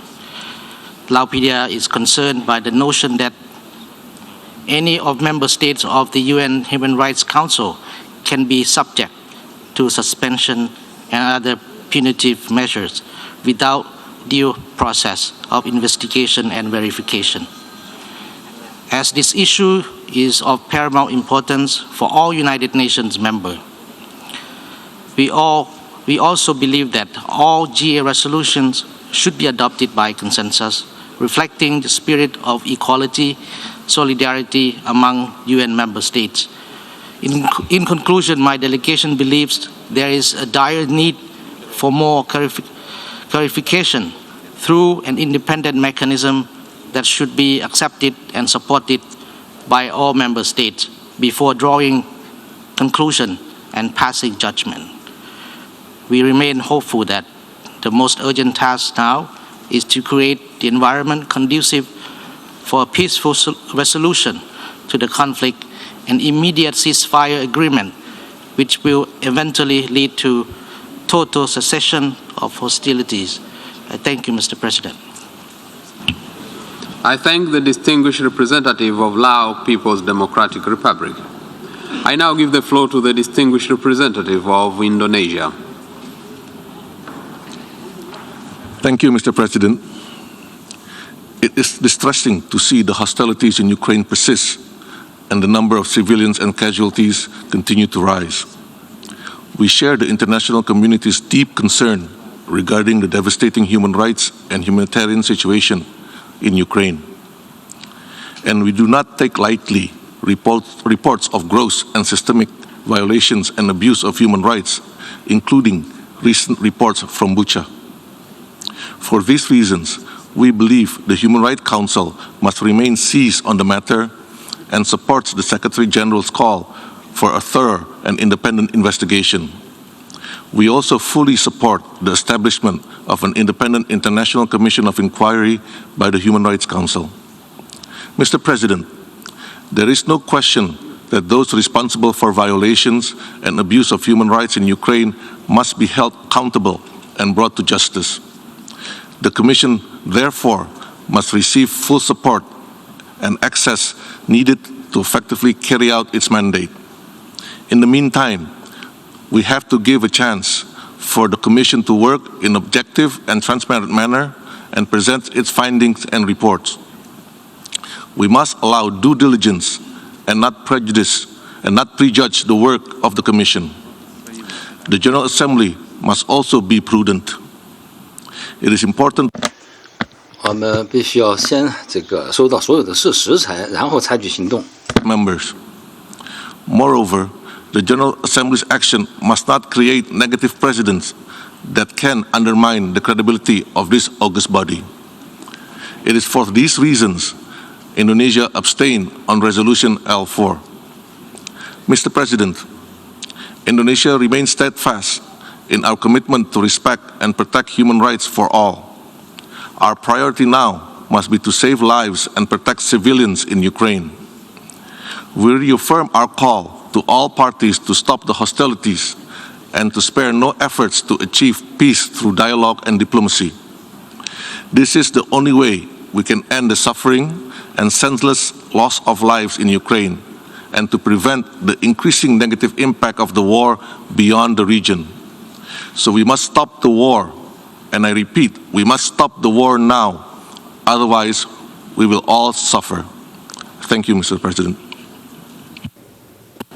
I thank the distinguished representative of Indonesia. I now give the floor to the distinguished representative of Panama. Panama decided to vote in favor of the resolution suspension of the rights of membership of the Russian Federation in the Human Rights Council, since it supports the principles and purposes of the UN Charter and the Pillar of Human Rights, and especially because member states must abide by their commitments in the area of human rights when elected to this principal organ of the United Nations. Panama is faithful to multilateralism and the defense of human rights and supports the participation of member states in international bodies. Thus, in general terms, we do not support the separating a member state from membership in multilateral fora. This decision is taken in a context of flagrant gravity, given gross and systematic violations of human rights against civilians in Ukraine. Panama, concerned over the Syria situation, finds itself faced with the imperative of supporting this initiative, which has taken the General Assembly of the UN to consider the temporary suspension of a member state of this principal human rights body. Mr. President, we already lived through this in 2011 when a state, Libya, was suspended from the Human Rights Council for a period of 8 months. Panama at that time supported this temporary initiative and co-sponsored the resolution which permitted its admission. Panama votes today hoping that the decision will be temporary, prioritizing that member states will support principles for respect for the highest human rights standards. We therefore highlight the need to guarantee universality in considering human rights issues, including the application of paragraph 8 of Resolution 60/251 to avoid contradictions in evaluating cases of human rights violations. Mr. President, I conclude by appealing once again our call to dialogue and diplomacy toward a peaceful settlement of the conflict. We are fully convinced that it will be through dialogue and understanding that this devastating conflict will end, and we will return to the path of peace and solidarity. Thank you. I thank the distinguished representative of Panama. I now give the floor to the distinguished representative of Thailand. Mr. President, Thailand voted to abstain on the resolution because of the overriding importance that we attach to a transparent, impartial, and inclusive approach in the multilateral regime. A decision to suspend the membership of a member state in any United Nations body cannot be taken lightly. The process must be done through careful consultations based on principles, verified facts, and taking into account constructive opinions as well as foreseeable consequences. We express our deepest condolences to the people of Ukraine and the bereaved families who lost their loved ones from the ongoing war in Ukraine. We are deeply concerned with the escalation of conflicts and humanitarian crises in Ukraine, while believing that prompt action must be taken in response to all alleged human rights atrocities against civilians, including in Bucha. We are of the view that any action taken should be impartial, transparent, and comprehensive. To objectively consider the situations, it would require well-rounded established facts and additional concrete evidence proven by reliable sources, including those presented to international courts. We thus support the United Nations Secretary General's call for an independent investigation to ensure accountability and hope that the Independent International Commission of Inquiry established by the Human Rights Council would be able to commence its work soonest to investigate the serious allegations in an impartial, transparent, and comprehensive manner. We strongly urge all parties to fully comply with international humanitarian law and international human rights law, and to protect civilians and civilian objects, as well as ensure unhindered provision of humanitarian assistance without discrimination. Another life lost is another life too many. On our part, Thailand continues to provide humanitarian assistance to support those suffering from the conflict in Ukraine. In line with the HRC's principles of non-selectivity and constructive dialogue, we reiterate our strong support of the continuation of political dialogues as the only way to end a humanitarian crisis is to end the dispute. Thus, Thailand once again calls for utmost efforts by all parties and the international community to cease and desist the aggravation of fighting and continue our maximum endeavor on ending the conflict. Thailand reiterates our call for a continuation of political dialogues between the concerned parties to find peaceful and sustainable solutions. Thank you, Mr. President. I thank the distinguished representative of Thailand. I now give the floor to the distinguished representative of Vietnam. Mr. President, Vietnam has maintained a principled and steadfast position in support of resolving conflicts by peaceful means and with respect for the United Nations Charter, international law, including the principles of sovereign equality, respect for independence and territorial integrity of states, and refrainment from the threat or use of force. We have followed closely with great concerns over the situation in Ukraine, with severe consequences for the people. It is with extreme concern that we learn of recent reports of great loss of life among innocent civilians. Vietnam opposes and condemns all forms of attacks against civilians in violation of international law, international humanitarian law, and international human rights law. Recent information in this regard should be examined based on objective and transparent verification with the cooperation of parties concerned. We have time and again reiterated that it is imperative to immediately cease the use of force to avoid further civilian casualties and losses, as well as damages to civilian infrastructure. The ongoing conflict in Ukraine, if not resolved peacefully and expeditiously, will continue to affect the entire world, given the spillover effects now seen across regions.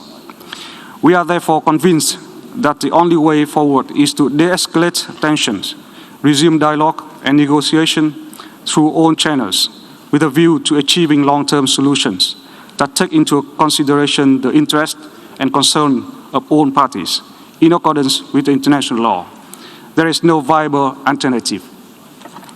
International efforts should be carried out in a prudent manner in order to be conducive to reaching a final solution. Discussion and decisions undertaken by international organizations and agencies should follow their established procedures and working methods. In this vein, we have the view that the deliberation and decisions taken by the General Assembly should be based on impartial information, broad consultations with member states, dialogue and negotiations among related parties is the most feasible way forward to a peaceful, comprehensive solution. It is our hope that the United Nations and member states will work together toward this end. I thank you. I thank the distinguished representative of Vietnam. I now give the floor to the distinguished representative of Cambodia. Thank you, Mr. President. I'm taking the floor to explain our vote on the draft resolution on the suspension of the rights of membership of the Russian Federation in the Human Rights Council after the vote. The spectrum of isolation of a member state through the suspension of its right in a UN body will not help resolve the conflict, but only trigger and intensify the situation. After a fragile time for world peace, security and stability, the engagement among the member states in all relevant UN bodies, including Human Rights Council, is very important. Resolving the conflict in Ukraine based on the UN Charter and the international law through creating a conducive environment for diplomatic engagement and negotiation by the concerned parties should be the right path to be focused toward ending the tremendous human suffering and achieving a sustainable, peaceful solution in Ukraine. At this critical juncture, we must try to work in solidarity to address the conflict in Ukraine and to avoid creating a trust deficit among the membership. Building trust and confidence is absolutely important to deal with the current situation. With that explanation, Cambodia voted abstain on resolution L4. I thank you, Mr. President. I thank the distinguished representative of Cambodia. I now give the floor to the distinguished representative of Uzbekistan. Mr. President, Uzbekistan adheres to a balanced, neutral position on the current situation in Ukraine and hope that the parties will find mutually acceptable way to resolve the situation pursuing solely a political and diplomatic path based on the universally recognized principle and norms of international law. At the same time, the delegation of Uzbekistan voted against the resolution on suspension of the rights of membership of the Russian Federation in the Human Rights Council, given our strong convictions that any decision under OP8 of the GA Resolution 60/251 authorizing General Assembly by two-thirds majority of the members present and voting suspend the right of membership in the Council of a member of the Council that commits gross and systematic violation of human rights should be based on the outcome of thorough investigation of the alleged violation. I thank you, Mr. President. I thank the distinguished representative of Uzbekistan. I now give the floor to the distinguished representative of Malaysia.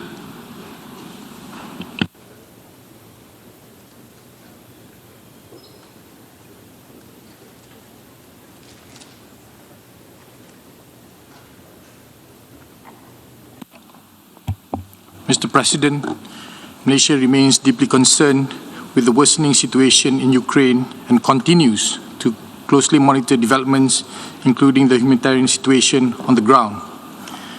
We are greatly disturbed with reports of alleged human rights abuses and violations. We firmly believe that those who commit gross violations of human rights must be held accountable. We also firmly believe that it is imperative that such atrocities be verified in an impartial, transparent, and credible manner. In this regard, we support the call by the Secretary General to immediately commence independent investigations to guarantee effective accountability. Thus, Malaysia is of the view that the critical decision, such as the suspension of a member of the Human Rights Council, must not be made in haste and should not prejudge the outcome of such investigations. A decision of such an important matter must be accorded the same equal treatment and due processes as in the past, in the full spirit and letter of the Resolution 60/251. Taking into account all the aforementioned considerations, Malaysia has decided to abstain on the resolution presented today. Mr. President, Malaysia strongly urges all concerned parties to immediately take steps to de-escalate, continue to progress towards dialogue and negotiations to prevent further loss of lives and devastation. We reiterate the need to respect and protect civilian life and infrastructure. We also reiterate the call on all parties to fully comply with their obligations under international humanitarian law and international human rights law. I thank you, Mr. President. I thank the distinguished representative of Malaysia. I now give the floor to the distinguished representative of Singapore. Mr. President, Singapore abstained on the resolution that has just been adopted. Singapore condemns in the strongest possible terms the Russian Federation's invasion of Ukraine and continuing attacks on Ukrainian cities, civilians, and civilian infrastructure. We reiterate our full support for the sovereignty, political independence, and territorial integrity of Ukraine. Singapore's position on this has been clear and consistent from the beginning of this war.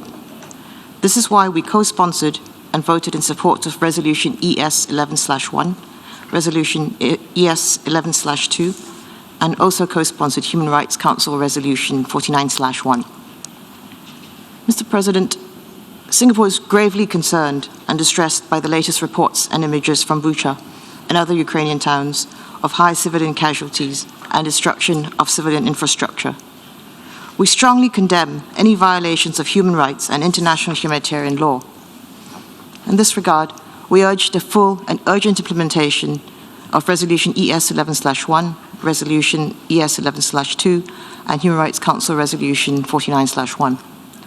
In particular, we note the establishment of an independent international commission of inquiry to investigate all alleged violations of abuses of human rights in Ukraine and await the completion of its work and its findings.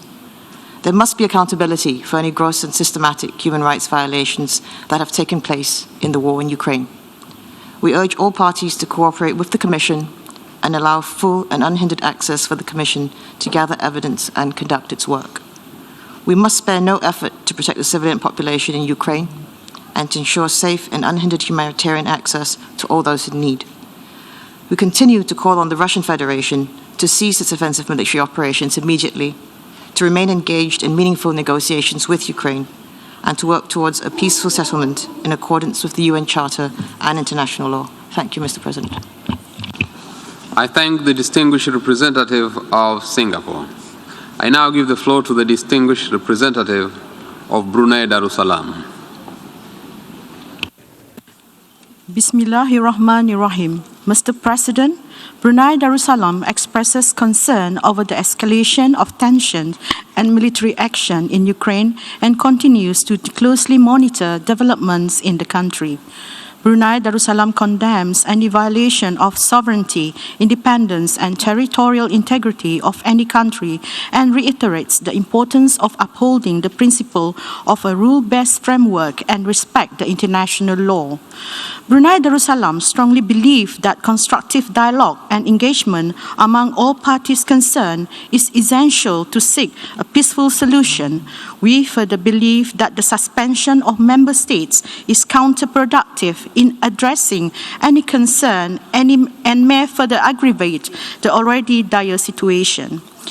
Brunei Darussalam reiterates the importance of diplomacy and further calls on all parties directly involved to de-escalate tension and settle all differences by peaceful means without resorting to the threat or use of force in accordance with the UN Charter and international law in the interest of maintaining international peace and stability. I thank you, Mr. President. I thank the distinguished representative of Brunei Darussalam. I now give the floor to the distinguished representative of Kuwait.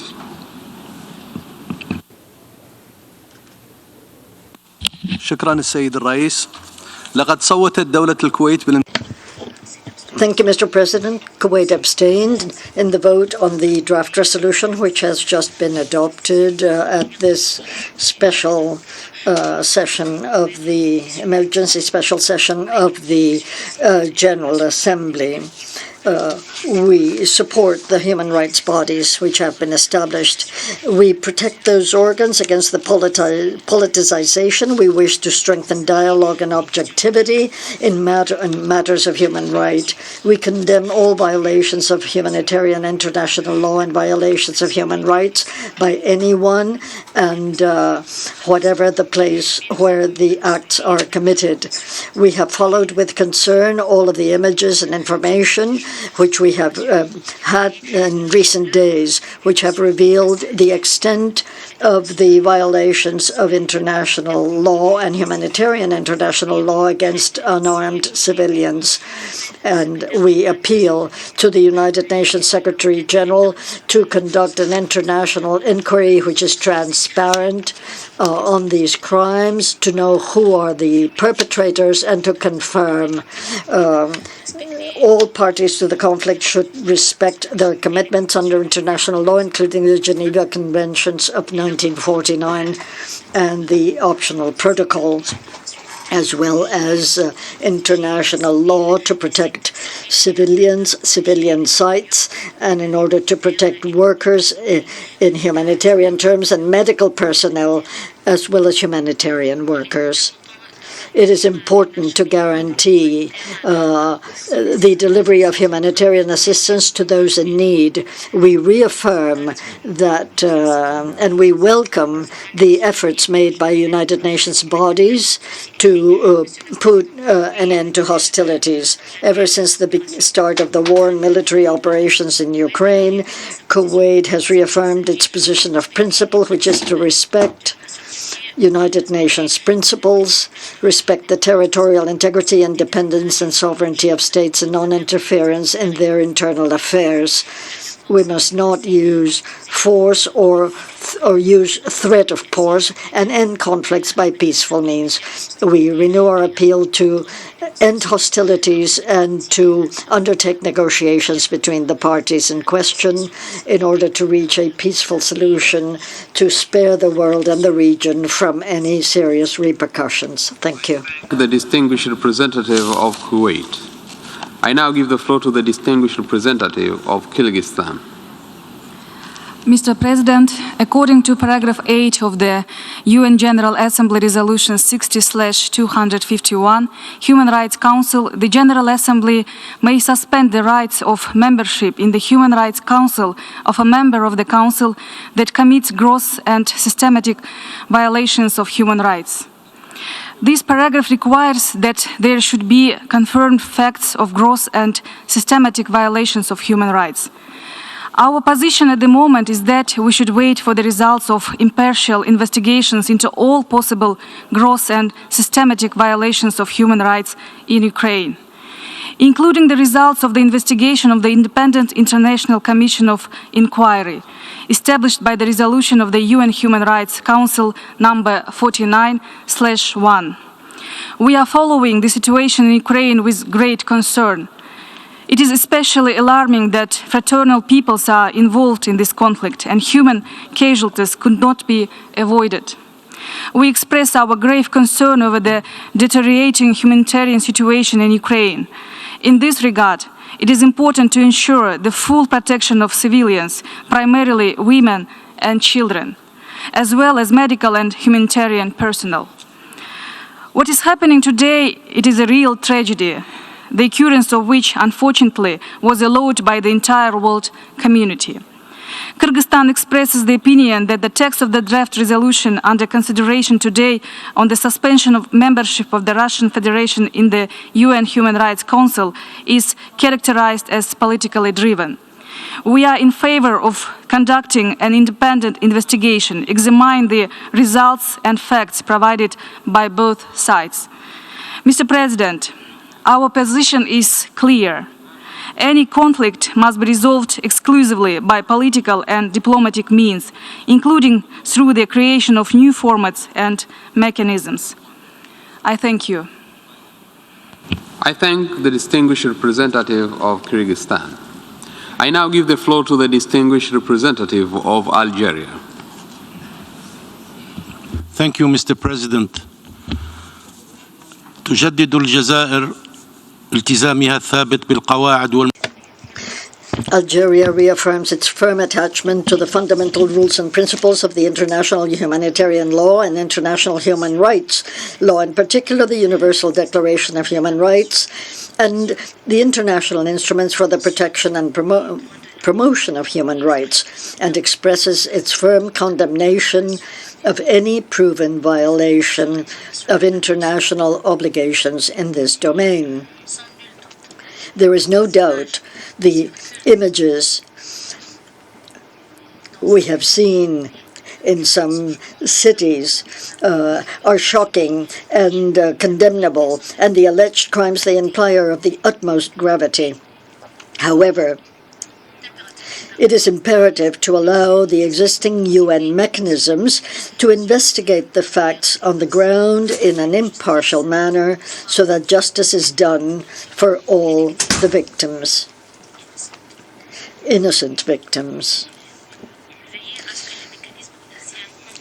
Ensuring that the competent UN mechanisms fully discharge their mandates in accordance with the rules of international law, including the relevant United Nations resolutions, far from any interference or prejudgment, constitutes for Algeria a sine qua non condition to establish the facts about the gross and systematic violations of human rights.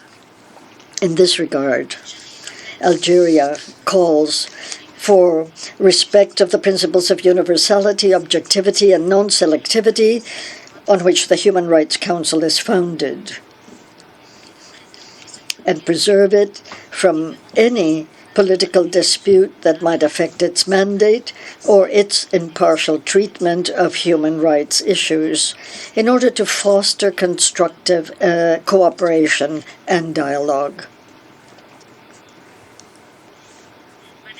My delegation believes that international multilateral efforts require the strengthening of dialogue and cooperation without any exclusion,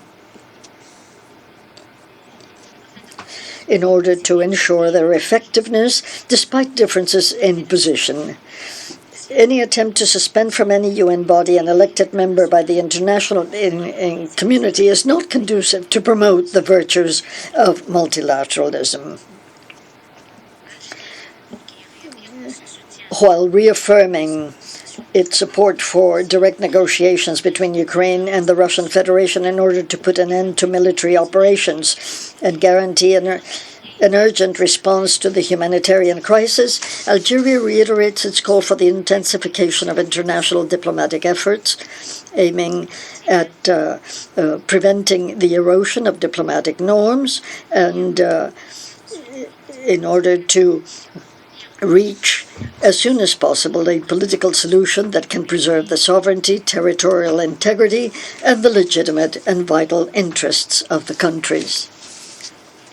My country, that has engaged in good faith in a good office's effort through an Arab group of contact which has recently met with the two concerned parties, calls on the entire international community to refrain from any action likely to hamper the ongoing negotiations and prolong the crisis and its global multi-dimensional consequences. They affect all the countries in the world.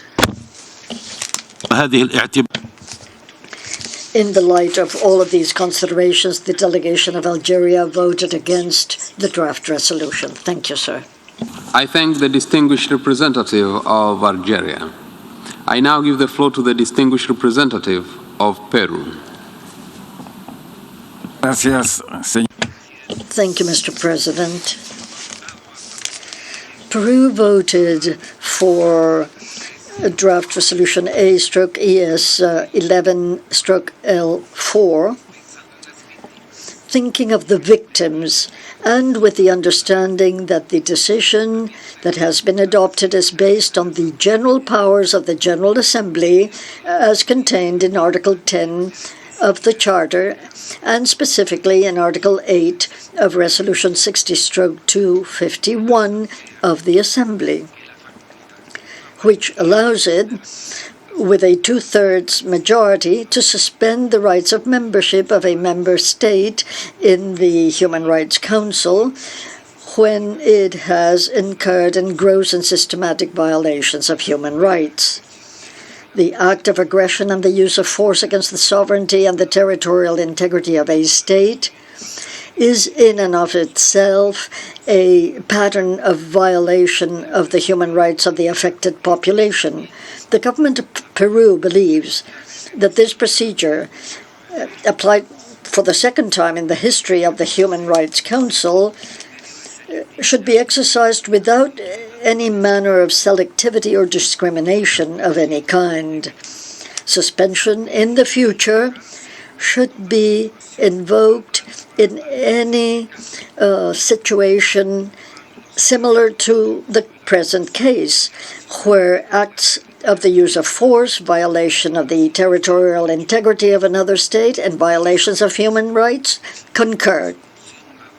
In that context, the context of a resolution adopted in the context of the responsibilities and the mandate of the General Assembly, the government of Peru believes that it does not prejudge the monitoring actions which are being undertaken or may be undertaken by the various mechanisms of the Human Rights Council. Those inquiries must take place without any type of political preconceptions, with independence, neutrality, and with a sole focus on the rights of victims, their protection, and the fight against impunity. In particular, the delegation of Peru believes that the resolution that has been adopted should not prejudge nor predetermine in political terms the work of the Independent International Commission, which the Human Rights Council has established with a mandate to investigate alleged violations of human rights and humanitarian law, which take place in the context of the armed conflict in Ukraine, independently from the parties responsible for those violations, as may be determined. These investigations must take place under internationally recognized principles such as independence, expediency, objectivity, and non-discrimination. This is all the more urgent and imperative in investigating the massacre in the area of Bucha. Thank you, Mr. President. I thank the distinguished representative of Peru. I now give the floor to the distinguished representative of Saudi Arabia.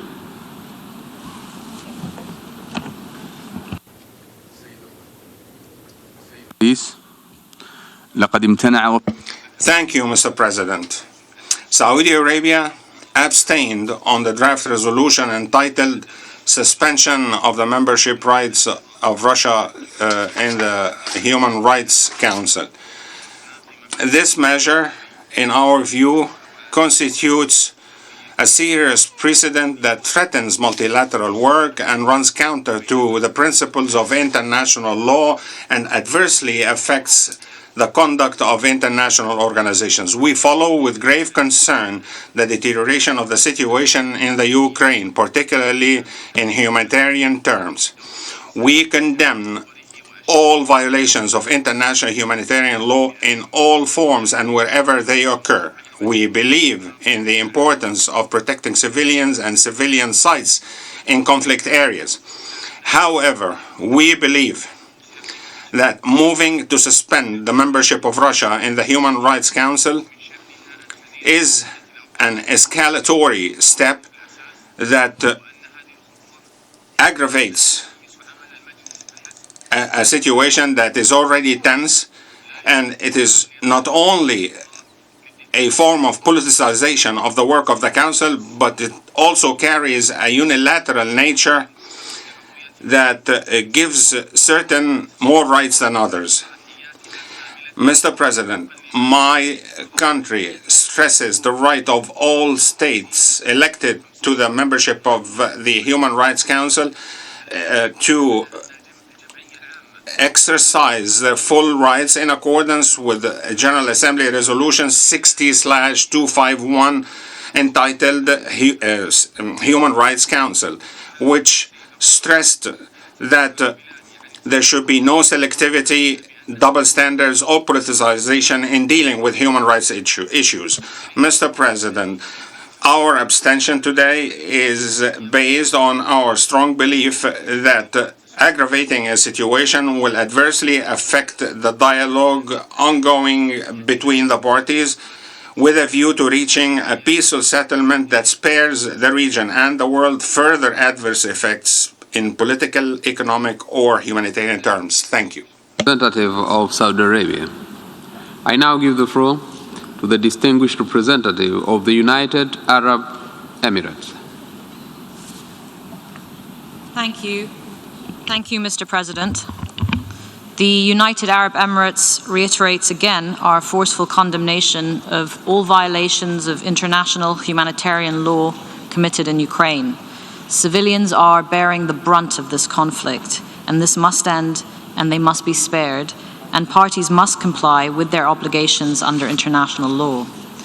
Determining the facts on the ground is important for justice to be rendered to victims, but also in the longer term to allow communities to heal, to reconcile, and to build sustainable peace. As a member of the Human Rights Council, we voted in favor of Resolution 49/1, urgently establishing an international independent commission of inquiry to investigate all alleged violations and abuses of human rights and violations of international humanitarian law in Ukraine. The members of the commission were appointed on the 30th of March, and their investigations have only just begun. Due process demands that investigative mechanisms be able to conclude their work. Today, we decided to abstain on this resolution because we need to ensure that any decision we take in this General Assembly is based on due process in line with Resolution 60/251. The United Nations is based on the premise of dialogue and constructive engagement with each other, and even with those who hold opposing views to us.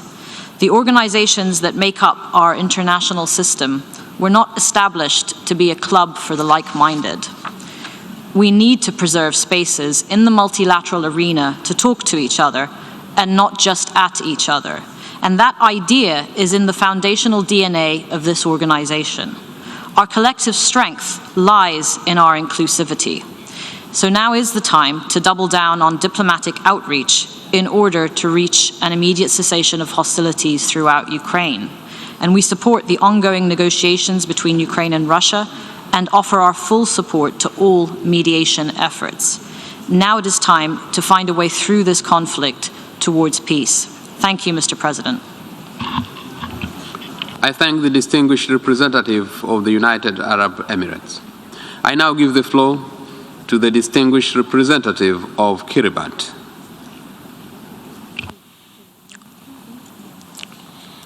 Thank you, Mr. President, and thank you for convening us on this emergency session to deliberate on a draft resolution that's already been passed, which has the effect of suspending a member of the Human Rights Council in line with a provision in a past General Assembly resolution that allows the General Assembly to suspend the rights of a member to sit and participate in the Human Rights Council if such member has committed gross violations of human rights.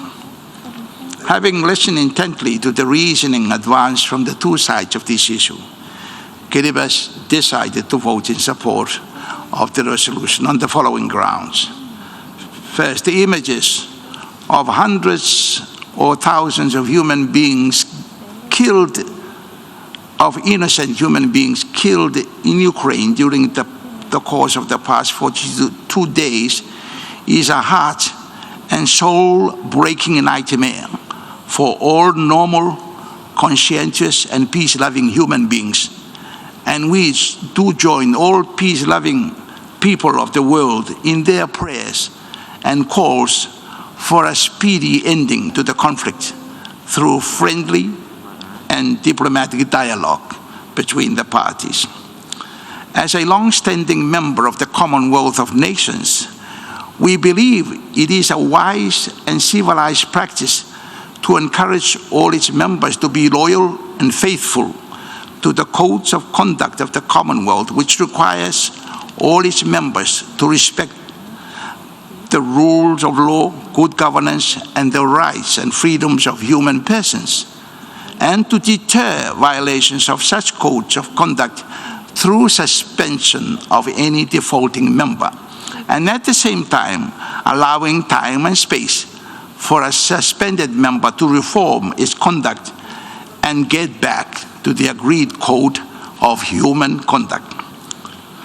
This practice has worked very well in the Commonwealth for decades, and we believe it can also work well for the United Nations on any member who is seen by an overwhelming majority of members to have seriously digressed from the codes of conduct for UN membership.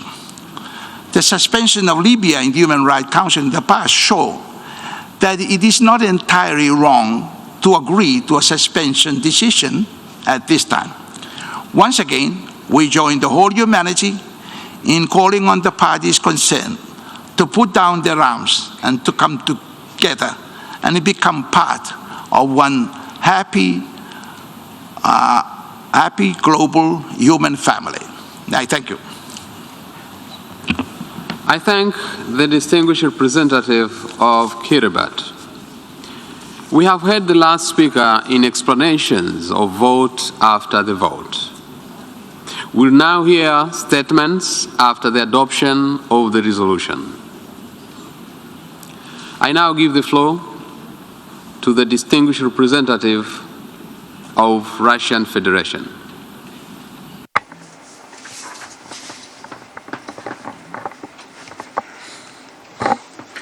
Thank you, Mr. President.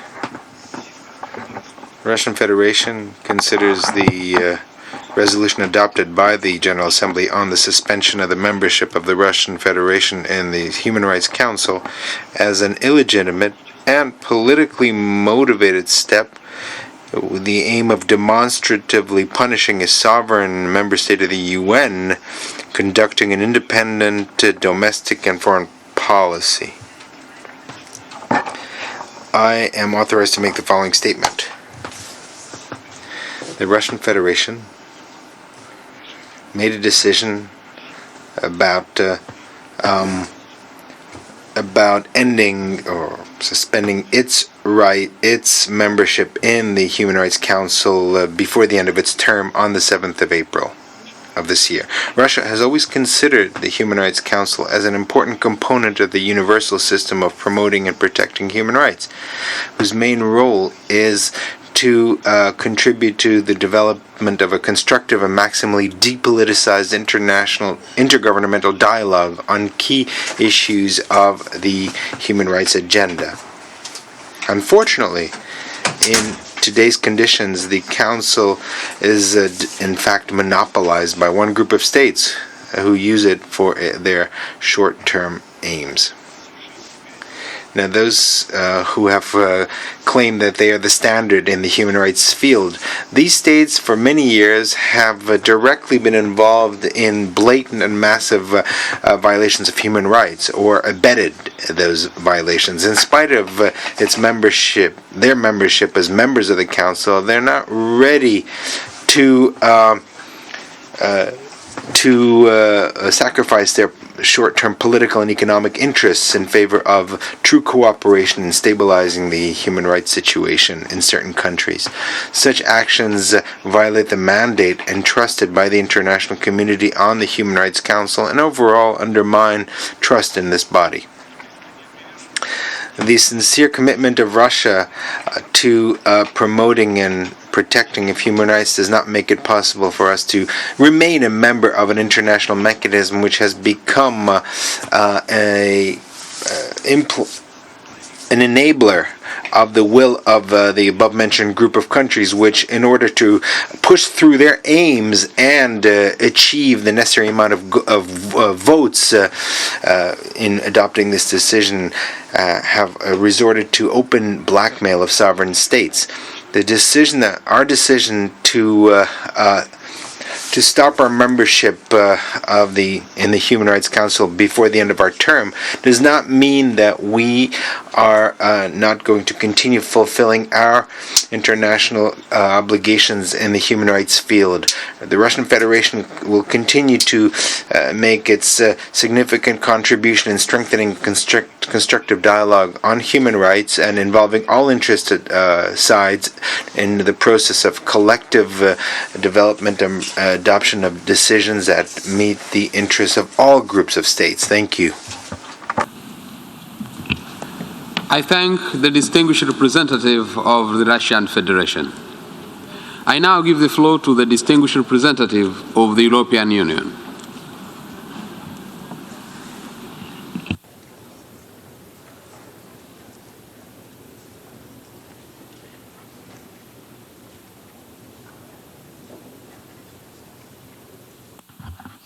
Thank you, Mr.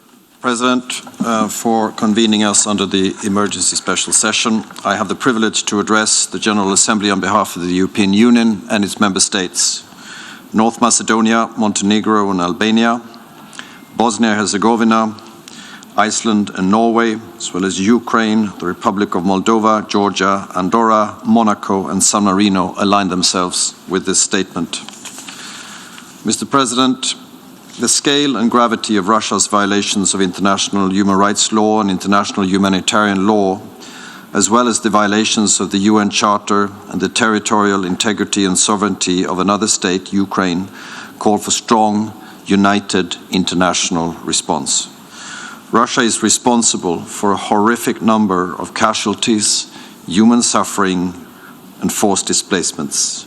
Russian armed forces have been relentlessly shelling cities, schools, hospitals for well over a month now. The Russian authorities are responsible for the crimes committed while they have effective control of many areas inside Ukraine. They are subject to international law of occupation. The European Union supports all measures to ensure accountability for human rights violations and violations of international humanitarian law in Ukraine by Russian armed forces. The perpetrators of war crimes and other serious violations, as well as the responsible government officials and military leaders, will be held accountable. Today, this Assembly has decided that for now the Russian Federation is suspended from the Human Rights Council. Membership in that council is and shall remain open to all member states of the United Nations. But those members commit to uphold the highest standards in the promotion and protection of human rights. Russia has violated those criteria through its activities in Ukraine. The decision to suspend the Russian Federation, which the EU and its member states have supported today, implements the 2006 General Assembly resolution establishing the Human Rights Council, which foresees suspension of members that commit gross and systematic violations of human rights.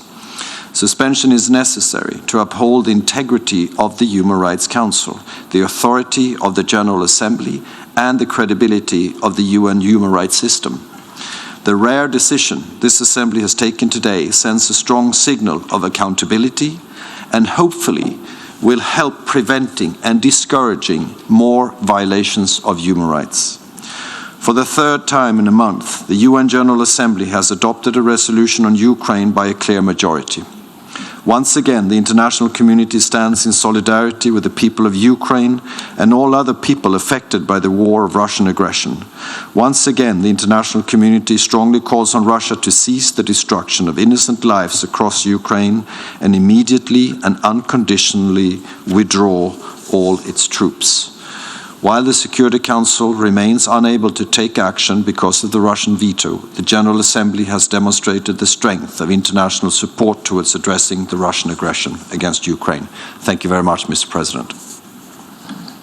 I thank the distinguished representative of European Union. I now give the floor to the distinguished representative of the Netherlands on behalf of Benelux countries. President, I deliver this statement on behalf of the Benelux countries, Belgium, Luxembourg, and my own country, the Netherlands. The Benelux countries align themselves with the statement just made by the European Union. Mr. President, the Benelux countries remain unwavering in their support for Ukraine's independence, sovereignty, territorial integrity within its internationally recognized borders, and its democratic freedom. We condemn in the strongest terms the unprovoked war of aggression by the Russian Federation against Ukraine. Mr. President, it is the third time that we meet in this emergency special session in just over a month.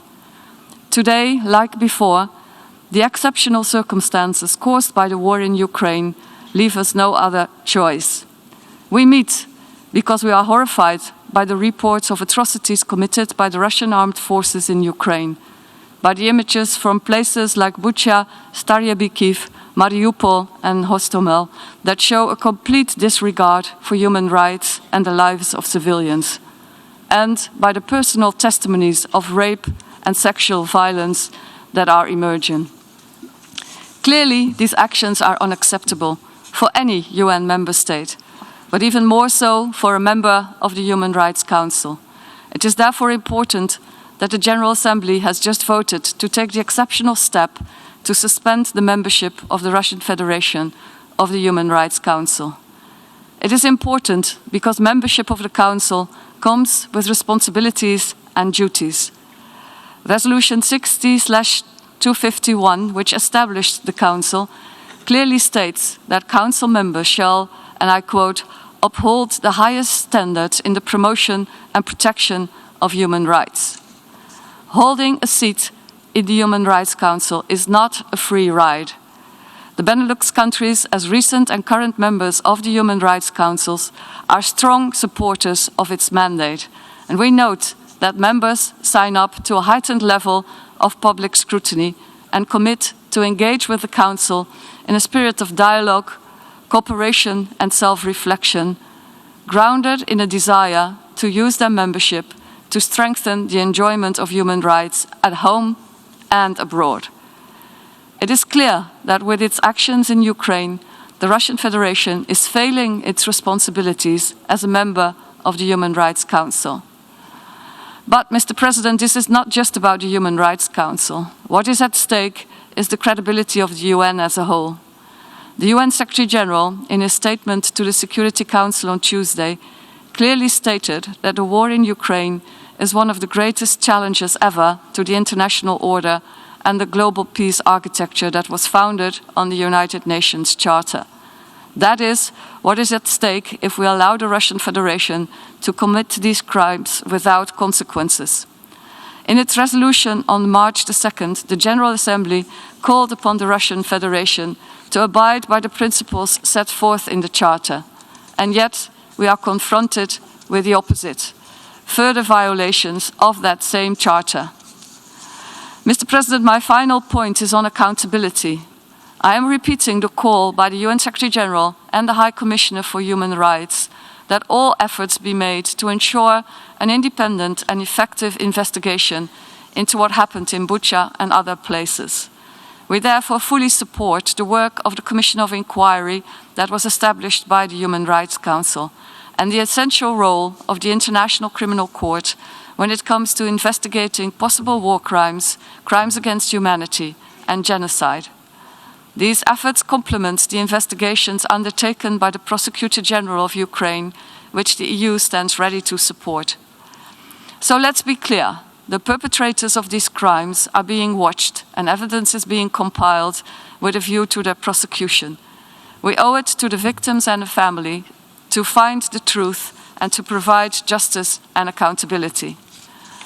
Mr. President, there is of course a solution to stop these atrocities. The Russian Federation chose to start this war of aggression against Ukraine. It can also choose to stop it, to immediately cease hostilities, withdraw its troops, and fully respect international, humanitarian, and human rights law. I thank you, Mr. President. I thank the distinguished representative of the Netherlands. I now give the floor to the distinguished representative of Lithuania on behalf of the Baltic countries. United Kingdom, point of order. So, point of order. There is a point of order requested by the United Kingdom, and I would wish now to give the floor to the United Kingdom for the point of order. Many thanks, Mr. President. We're very sorry to take the floor and interrupt the flow of statements, but we would like to seek urgent clarification from the Russian delegation as to what precisely they just said in their statement. This General Assembly voted just a few moments ago to suspend them from the Human Rights Council, and that is now done. But it seemed to us that they were suggesting that they were also withdrawing from the Human Rights Council, which has a different effect. Now, setting aside the fact that that sounds like someone who has just been fired, tendering their resignation, may we just ask the Russian delegation to be precise on this point? Are they going to be sending a note verbale to member states and to the relevant authorities indicating their full and formal withdrawal from the Human Rights Council for the remainder of their term? We think that has a different effect in terms of the next actions that need to be taken and their status. Thank you, Mr. President.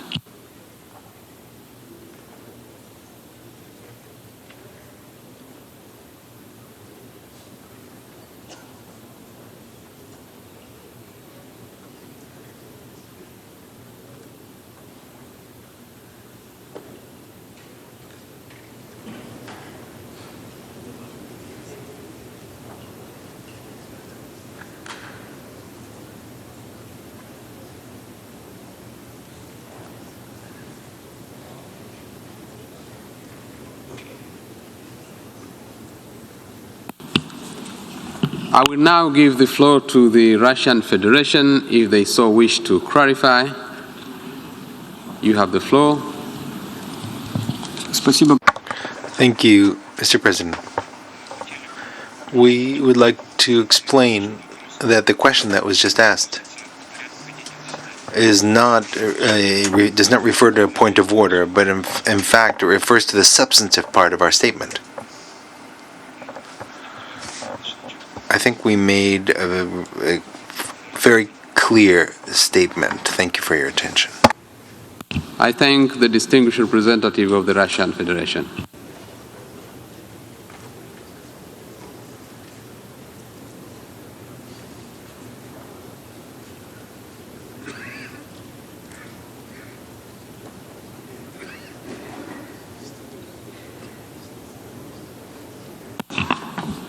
I note that France is asking the floor for the point of order, and I give the floor to the distinguished representative of France. Merci, Monsieur le Président. Thank you, Mr. President. My intervention is not related to the to the point of order. Maybe interpreters can clarify. I think there might be some divergences between the French and English versions, because we were also wondering exactly what was the statement of the Russian Federation. Thank you. I thank the distinguished representative of France for the statement. We have heard the last speaker in the statement after adoption of this for this meeting. We shall hear the remaining speakers this afternoon at 3 p.m. in this hall. The meeting is adjourned.